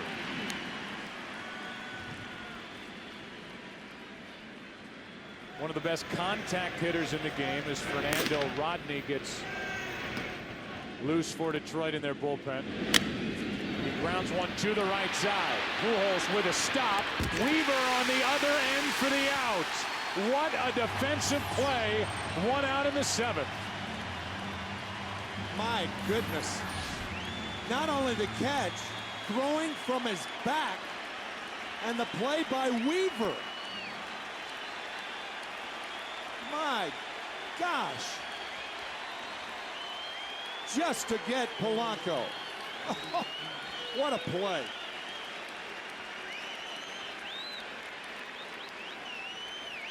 Just beating Polanco's left foot to the base was the right foot of Jeff Weaver. And again, you talk about PFP, pitcher fielding position. Yeah, good point. Weaver over to make the short hop pickup and stomp on the bag to get the first out here in the 7th. And a fastball hits the outside corner to Inge. This is also one of those situations where a size 13.5 beats a 9.5. The foot of Weaver compared to the foot of Polanco. Breaking ball outside. So Weaver is now officially, here's how close it was. Just before Polanco got there. It was very nearly Placido's first hit of this World Series. Inside, 2-1. That's one of those baseball plays that you see and you say, did I just see that correctly? That was sensational. Breaking ball out in front of the plate. Molina hops on it. 2 out. Here is Alexis Gomez pinch hitting now for Verlander, who went the first 6 tonight. 3 runs, but only 1 earned. Gomez has a home run this postseason. It happened in the ALCS out in Oakland.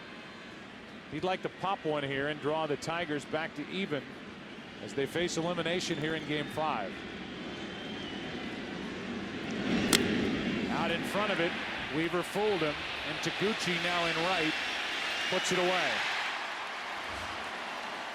Weaver threw 7. What a defensive play by Pujols and Weaver to start the inning. Cardinals lead in the series and in this game.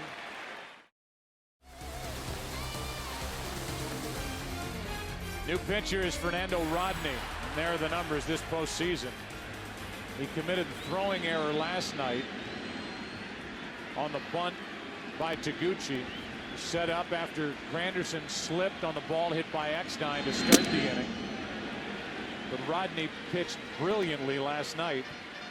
An inning and 2/3, 4 strikeouts. No earned runs, but 2 runs scored on him because of the error. 5'7", 165 pounds. David Eckstein. 2-0. One of the great things about the national stage is a guy like Fernando Rodney has a chance to dazzle a national audience. I mean, this guy with those 2 pitches, fastball, changeup, perhaps the biggest difference in those 2 pitches of any pitcher that I know of in the major league. 2-1 on Eckstein.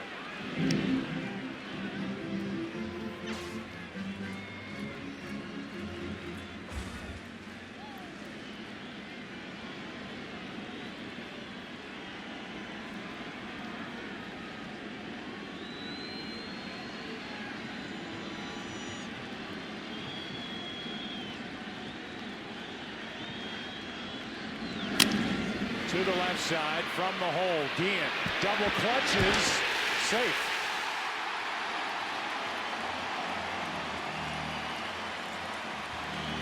The double clutch caught him.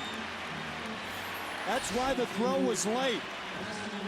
Momentarily could not grab the ball. The throw is high and Eckstein beats it. Right there, hops out of the glove, and that cost Guillen. We'll see how it's scored. A base hit for Eckstein. So it is another hit for Eckstein. 2 tonight, had 4 last night. Realized that David Eckstein was 0 for 11 in this World Series until his final 3 plate appearances of Game 3. He came in having reached base 7 of his last plate appearances, and he's on base tonight with his second hit. Also has an RBI in the 4th and an RBI on a base hit in the 2nd. At this point, Eckstein is starting to climb into contention for the MVP of this World Series if the Cardinals end up winning it. Tell you, Joe, normally you wouldn't do this, but playing into the weakness of the Tigers, I might bunt here and bunt the ball back to Rodney. Make him throw the ball. I mean, Wilson is a guy who's got a blind spot around the letters, and the Tiger pitchers have shown that they are very unstable. Even though you run the risk of them walking Pujols, but you depend on Edmonds. So a bunt here not out of the question, but looking like he was hitting on that first pitch.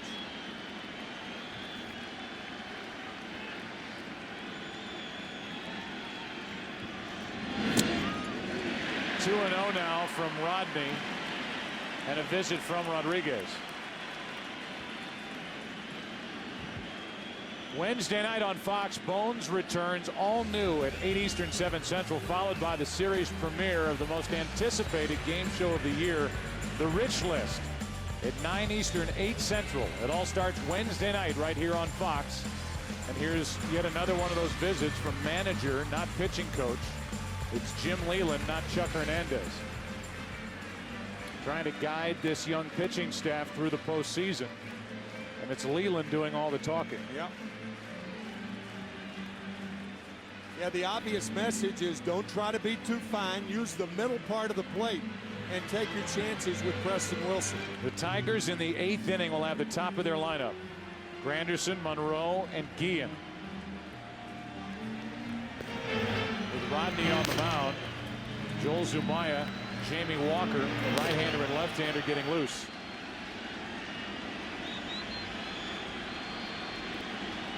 Next on at first, nobody out.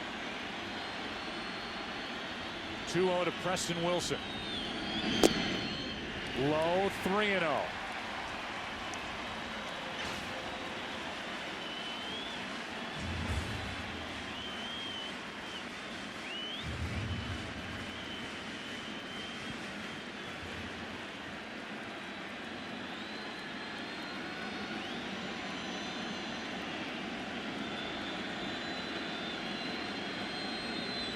A 3-0. He'll take ball 4. 2 on with nobody out.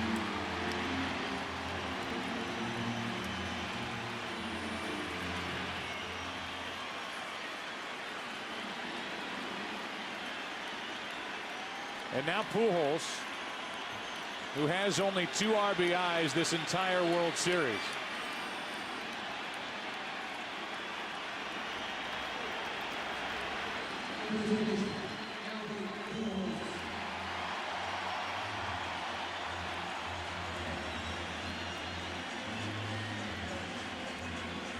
Six RBIs for Pujols in this postseason. He has not had to carry the Cardinal team to this point. Up 3-1 in the World Series and leading Game 5, 3-2 in the 7th. Strike one as it pops out of the glove of Rodriguez. Yeah, normally you may have had a cross up there. After that happens, Rodriguez going out to talk to, yeah, that was a cross up. Looking for the changeup, he got the fastball. Fortunately, kept it in front of him. Not only that, they get a strike call. You drop a ball as a catcher, you normally don't get that strike call. Rodriguez has played the role of psychologist tonight as well as catcher for this Tiger team. Here's an 0-1. Almost caught Oquendo on its way foul down the line. 0-2.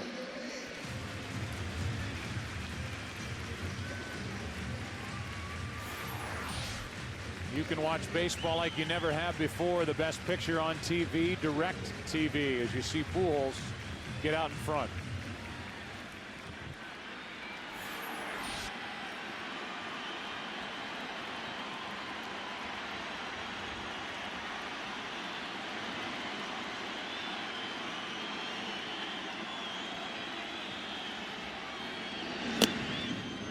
Ball one.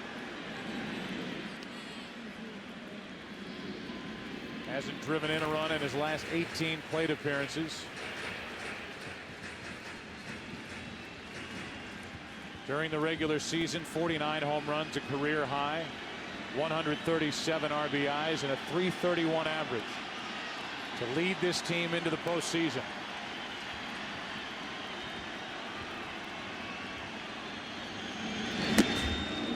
Two and two.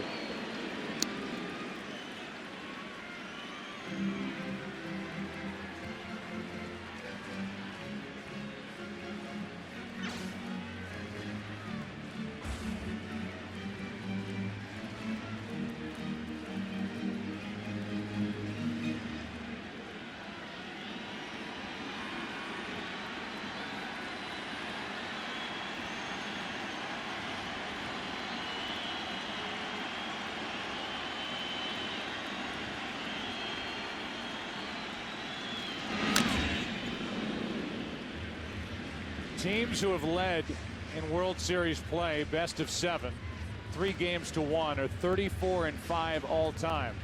But among those 5 teams who have lost, 2 of them Cardinal teams. St. Louis in '68 to the Tigers, and St. Louis in 1985 to the Kansas City Royals. Cardinals have lost their last 3 tries in the World Series. 04 to Boston, 87 to the Twins, 85 to Kansas City. Haven't won since '82. Pujols pops it behind the second base position. Polanco is there. Infield fly rule is called. 1 out. And Pujols has been held in check. Now it's 2 on, 1 out for Jim Edmonds.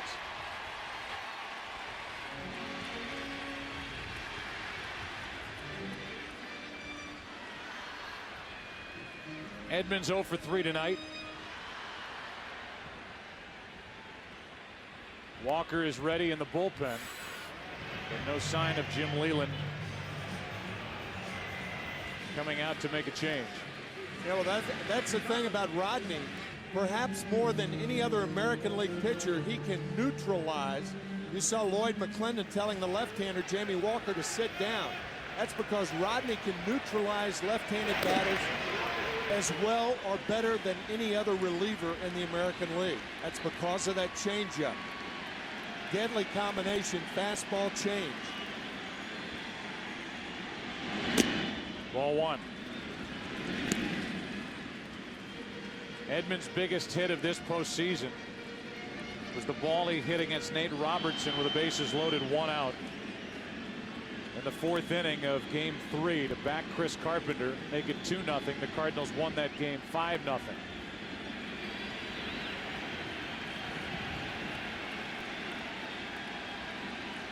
Rodney trying to tighten up and keep it a 1-run game. 2-0 with Rolen on deck.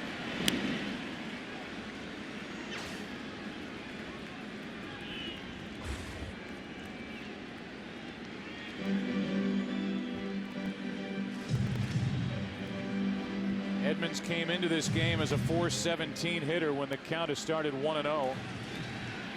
Count in his favor here, 2-0. 2 on, 1 out.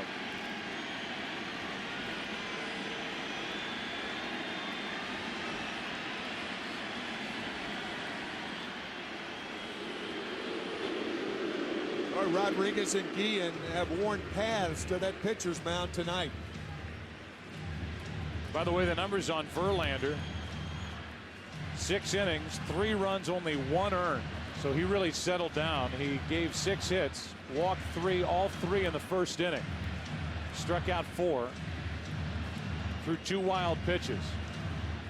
Kept his team in it, but Weaver has outpitched him. And through 7 innings has thrown only 82 pitches. He'll go back out there to start the 8th.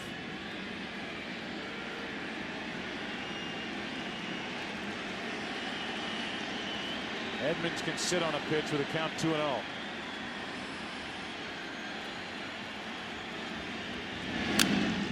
And he fouled a 95-mile-an-hour fastball straight back.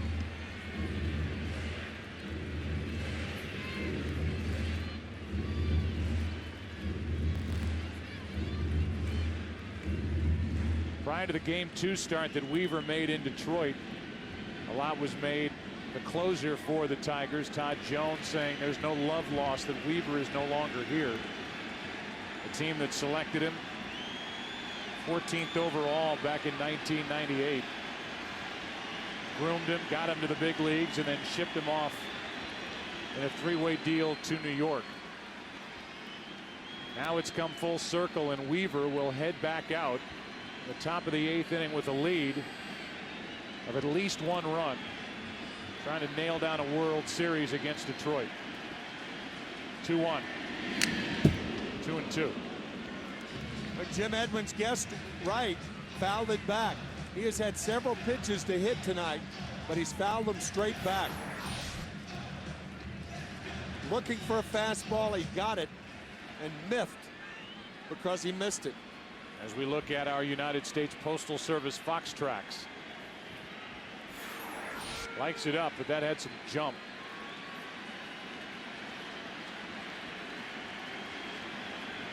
Two on, 1 out. 2-2 on Edmonds here in the 7th.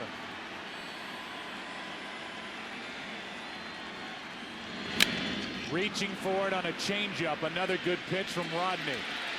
Shallow right for Ordonez, 2 out. The batter will be Rolen.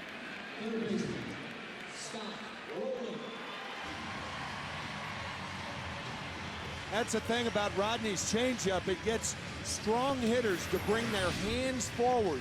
And once their hands come forward, you got them.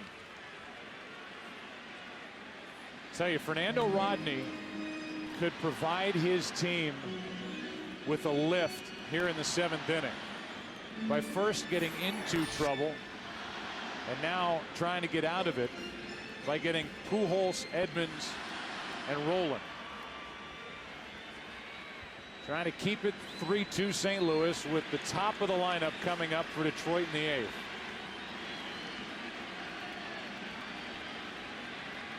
Can Rodney finish off this 7th, or will Rolen take a bite out of the Tigers? Ball 1 down and away.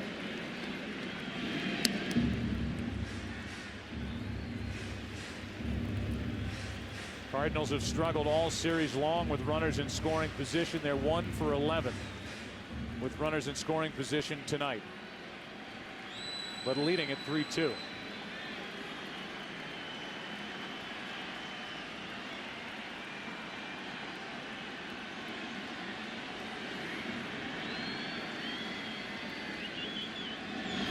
Rolling down the left field line. This ball is foul. Would have scored 2. It was foul. Couldn't have been by much as it leaves our line of sight and off the railing to make the count 1-1.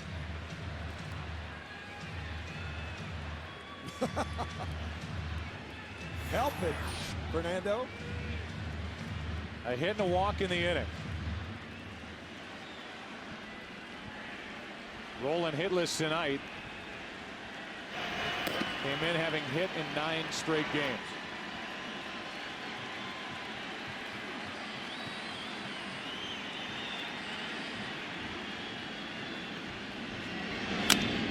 Into right field. Ordonez will play it on a bounce. Here comes Eckstein. Cardinals lead by 2.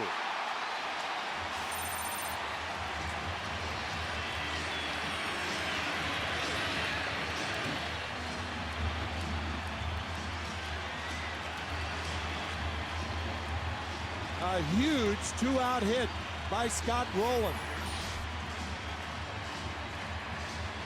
Fought off, inside-out swing. Ordonez in right field has to play Rolen deeply, respecting his power.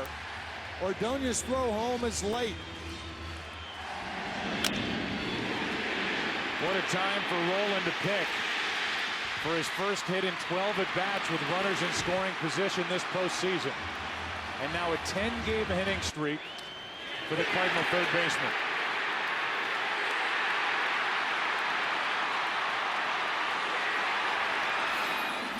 Now it's Belliard, first and third, 2 out, 4-2 St. Louis in the 7th.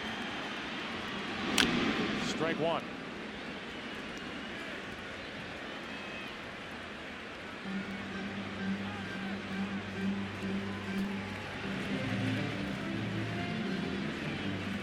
Eckstein yet again in the middle of all the action for St. Louis.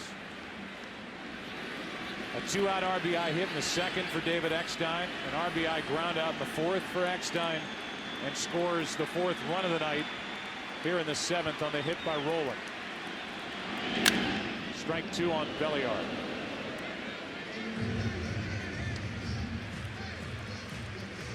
Way Belliard has been swinging, and it has not been good throughout the series. La Russa may think about a double steal right here, try to steal a run.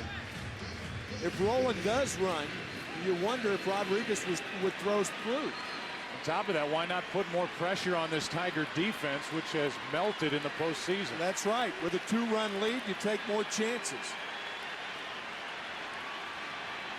Runners stay put. Belliard is jammed. Rodriguez to make the play, and the inning is over. Top of the order coming up for the Tigers. The task made more difficult with a 2-out RBI hit by Rolen. It's now 4-2 Cardinals after 7 in Game 5. A look at our Travelers in sync box score, and that's what the Tigers have done for this World Series as they face elimination. Granderson will dig his way in, just 2 for 20 with 7 strikeouts. It doesn't get much better as you go down the list. A breaking ball for a strike to start the 8th. The top 3 hitters in the Detroit lineup in this World Series hitting a combined 109, which is the 2nd lowest in the history of World Series play to the 66 Dodgers, who hit 091. Losing 4 in a row to the Baltimore Orioles. That's why when Jim Leyland says you can talk all you want about the mistakes we've made defensively, and there have been big ones. And another one by Verlander tonight, another error by a Detroit pitcher. But they have not hit to overcome anything. Right. The 1-2. Anderson hit it hard but foul. Earlier, Joe, we showed that graphic about the '79 Pirates. First time since 1979 that a team had made 5 errors in the first 5 World Series games. The Pirates could make up for it. The Lumber Company of 1979, they won that World Series against Baltimore. 2-2. Find it surprising that leading 4-2 with a chance to win the World Series, Weaver on the mound. Nobody is getting loose for the Cardinals in their bullpen. I agree. Granderson pops it out behind second. Edmonds is there, 1 out. 7 1/3 from Jeff Weaver. The last time during the season that he pitched into the 8th inning, August 17th against Cincinnati. His last complete game was last year when he had 3 for Los Angeles. Now Randy Flores will get loose with Monroe at the plate.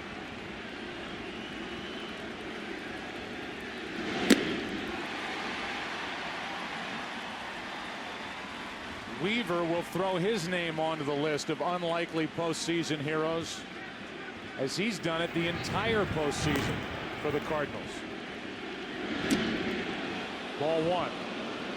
He won Game 2 of the division series in San Diego. Lost Game 1 of the NLCS at the Mets, but pitched well. Gave up just 2 runs on 4 hits. The home run by Beltran. Outside, 2-1. He won Game 5 of the NLCS here against the Mets. And lost Game 2, turned in 5 innings at Detroit, but nobody was going to beat Kenny Rogers that night. The 2-1. Monroe pops it up, out of play, 2-2. The Cardinals getting Weaver on July 5th from the Angels for a minor league outfielder named Terry Evans. Jared Weaver, Jeff's younger brother, was 11-2 for the Angels, and one of the reasons why the Angels cut Jeff loose.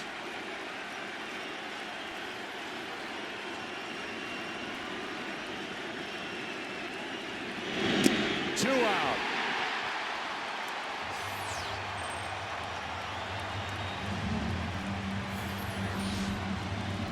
A slider pleases his younger brother.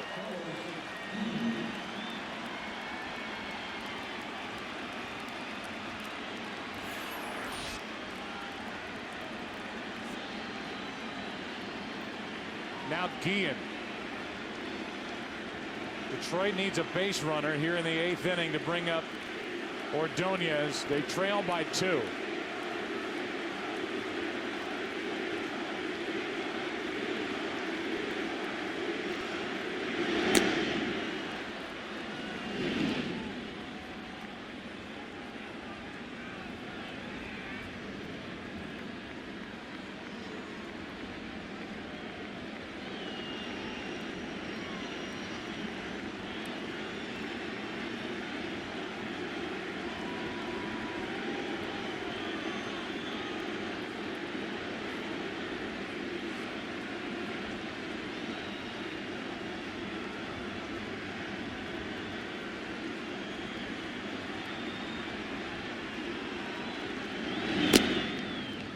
Two and 0.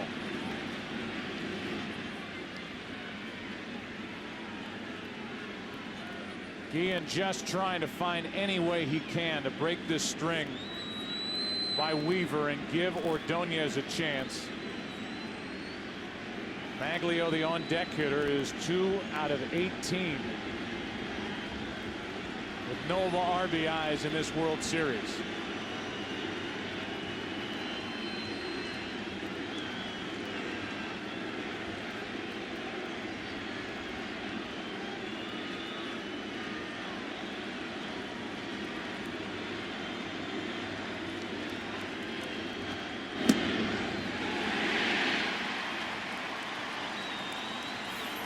I like that from Guillen. He was taking a strike. Taking all the way.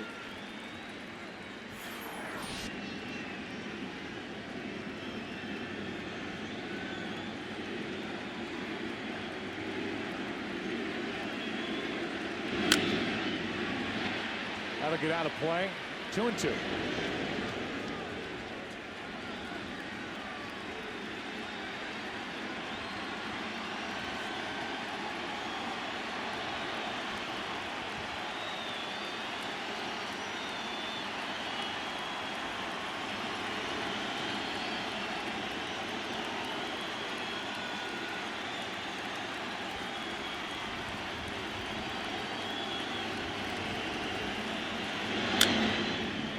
Good rip by Carlos Guillen.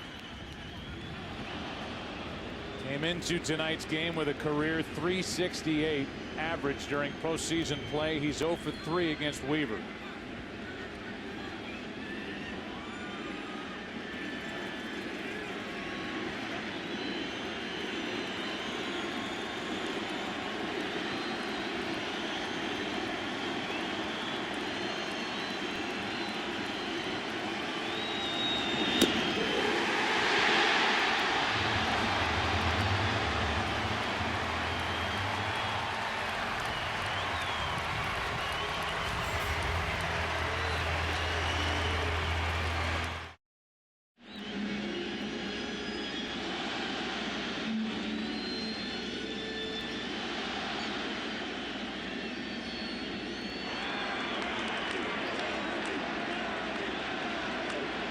Zumaya takes over, and Molina hits it in the air to left center field. Granderson back with room, 1 out. Molina made a bid for his 4th hit of the night. Jeff Weaver got through 8. And the Cardinals hoping that it ends tonight. Jeff Weaver did all he could. He will give way to Wainwright. He wants one more from big brother Jeff. But it looks like Wainwright will take over, and Weaver the game of his life. 8 innings, 2 runs, 1 earned, 4 hits, 1 walk, 9 strikeouts as Zumaya is on here in the bottom of the 8th. Taguchi a hit and a run scored tonight.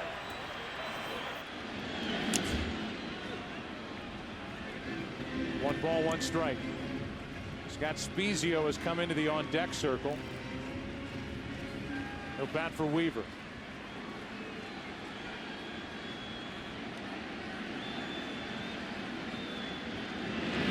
Breaking ball from Zumaya, a good one. 1-2. This Tigers team in the World Series has scored 11 runs and committed 8 errors. That combination won't beat anybody. 1 out, nobody on, 1 ball, 2 strikes on Taguchi. 2 out. Seemed like every error was damaging to the Tigers' cause. None were erased by good defensive play. And that hand given for Jeff Weaver and the job he has done tonight. And for the heroics during the LCS by Spezio. Yeah. We've had the big hit in game 2 to help the Cardinals get out of Shea Stadium with a split. Before coming here, winning 2 out of 3, and then winning in game 7 over the Mets. Spezio goes after the first pitch, pops it up. Casey is there, now drifting, and he makes the play to end the 8th. Who's coming up for Detroit as they face elimination? It'll be Ordonez, Casey, and Ivan Rodriguez against Adam Wainwright. 9th inning, game 5.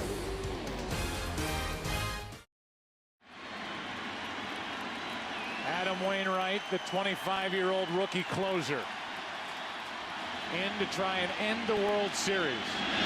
Skips the first one in there to Maglio Ordonez. All Detroit needs is a base runner to have a chance. 4-2 Cardinals, top of the 9th inning. Ordonez, Casey, and Rodriguez, the middle 3 for the Tigers. 2-0. Detroit has 3 outs for 2 runs.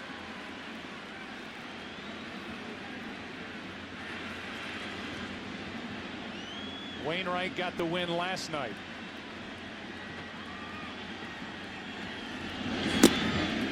Two and one. Once again, Detroit has only scored 2 runs in an inning 3 times in this World Series.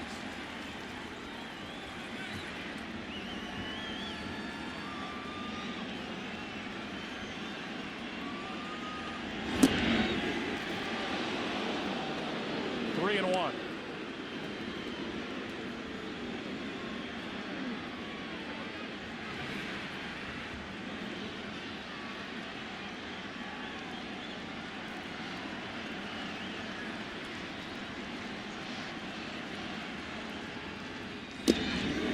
Count.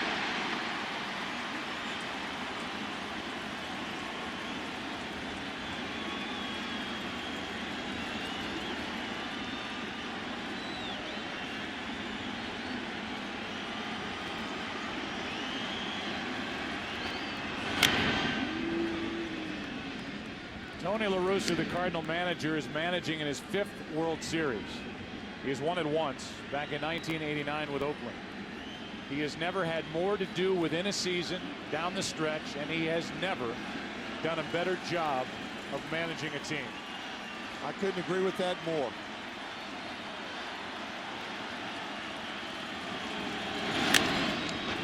Second baseman Belliard trying to recover.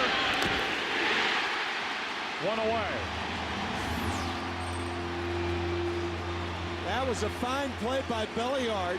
The ball off the glove, I believe, of Wainwright. Slowed it. Belliard charging to get Ordonez.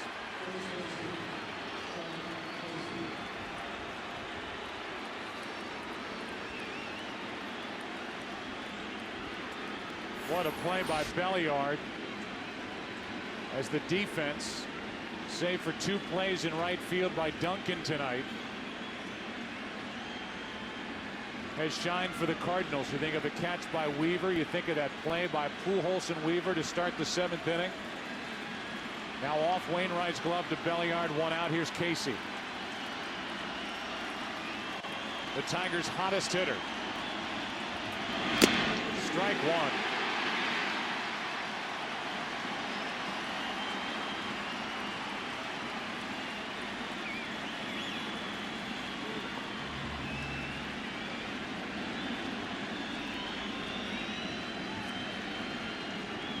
The kid who took over as the closer for Jason Isringhausen in September as La Russa remade the bullpen.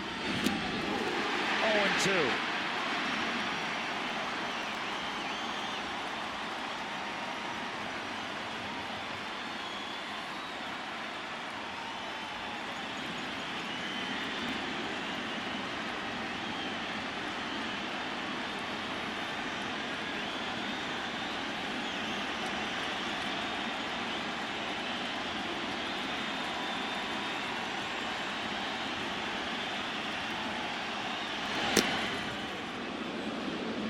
Wainwright hit the glove, ball 1.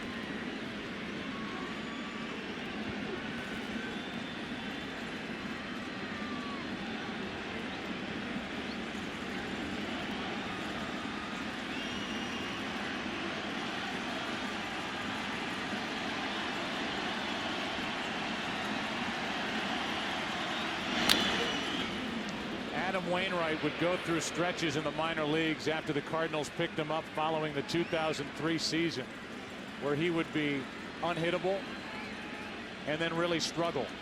And he was quoted as saying in the minor leagues he had to work on his mental strength to stay sharp every time out. Now he's a big league closer and looking for the final outs of the 2006 World Series. 2-2 on Casey.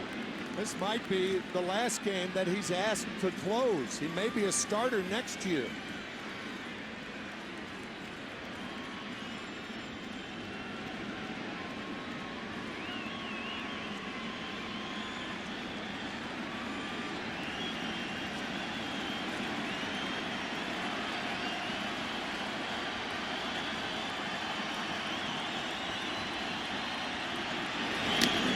Full count. Again, the Tigers need one guy to reach to have a chance. Ivan Rodriguez on deck.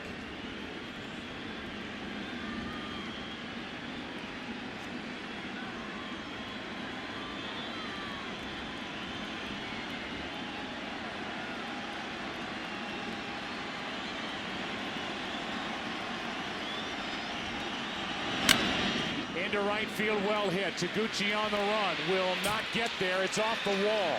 Sean Casey red hot, and he digs for second. He's content with a one-out double. And the Tigers have a chance thanks to their hottest hitter, Sean Casey, with a one-out double here in the ninth. 2 doubles, a home run, a 2-run shot to account for the only Tiger runs. What an at-bat by Casey, who is not a fast runner.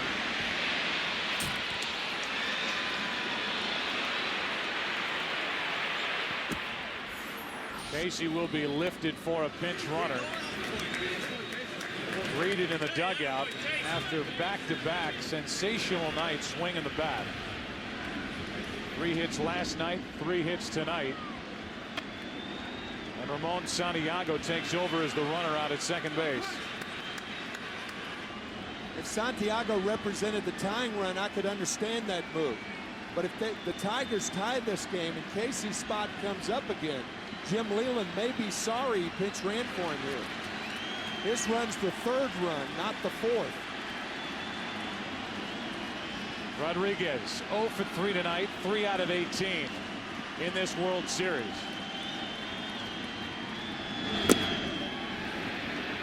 Ball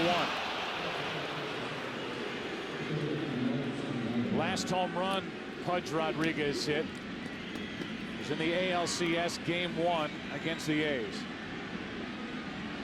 Hit 13 during the regular season. Tying run at the plate.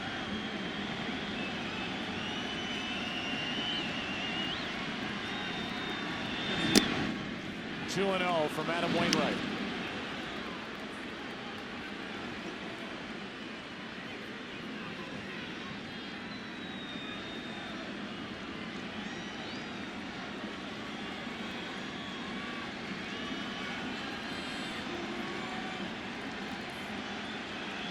Tigers trying to spoil it here in St. Louis and get the series back to Detroit.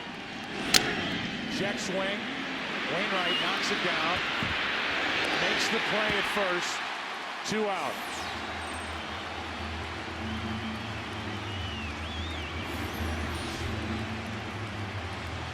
One thing Wainwright did after jamming Rodriguez, ball off his glove, he took his time to get Rodriguez.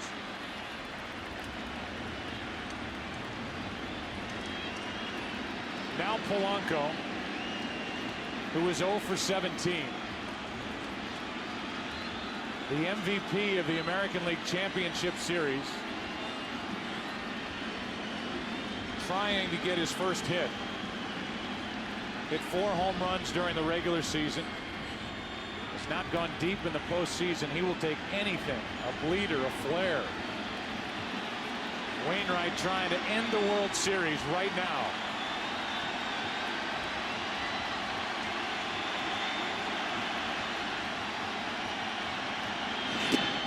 Strike 1.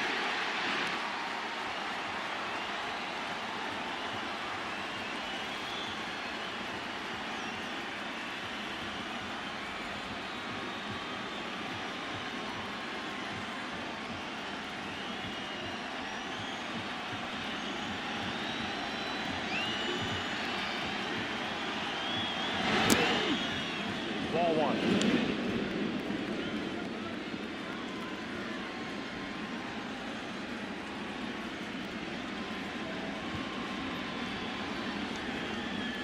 On deck is Inge, who hit 27 home runs during the regular season.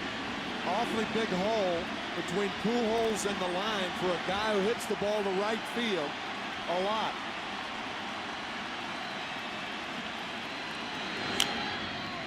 Popped up behind the plate, out of play, strike 2.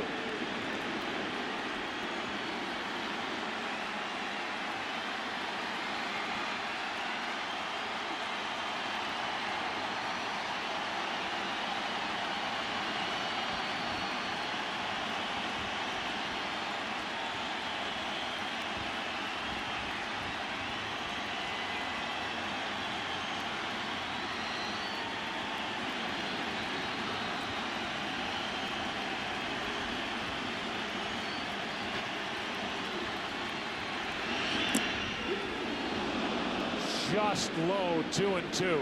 And Polanco and the Tigers were at the mercy of the home plate umpire, John Hirschbeck. It was low, and Polanco was frozen at the plate. 2 balls, 2 strikes.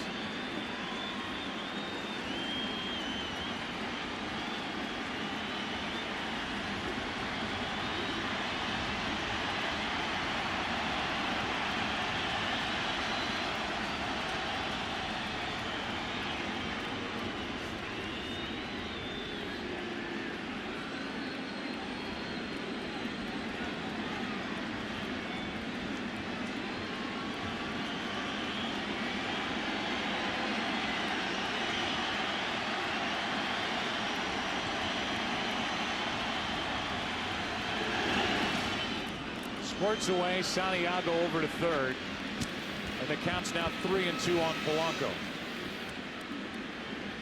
Should be a wild pitch on Wainwright, and it is.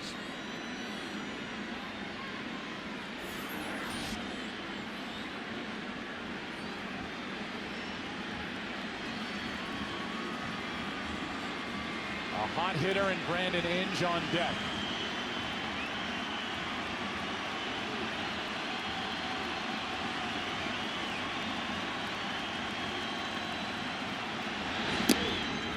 Outside, ball 4, and it's 2 on, 2 out, and Inge coming up. And now Dave Duncan will go out and talk to his rookie closer as the Tigers have the tying runs on. And a guy at the plate who last night against Wainwright doubled into deep right center field for an RBI. See, by pinch running Ramon Santiago for the next to last run, you don't have him to pinch run for Placido Polanco right now, who represents the tying run. Day for Brandon Inge. He's been all over the place and right in the middle of all the action for Detroit. He's had a great season. His power and production has increased year by year. And now he stands at the plate and with one swing could turn this game around. 27 home runs on the year. He doubled off Wainwright in last night's game.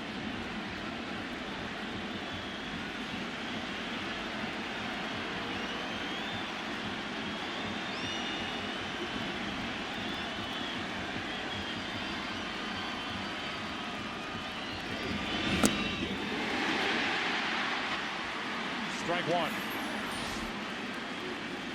See Molina faking to first base and Albert Pujols giving him the calm sign. Don't be throwing down here foolishly and throwing a ball into right field as Todd Jones, the stopper, warms for the Tigers. Inge at the plate for the Tigers. Strike 2. Last night Inge hit a fastball. He hasn't seen one in this at bat yet.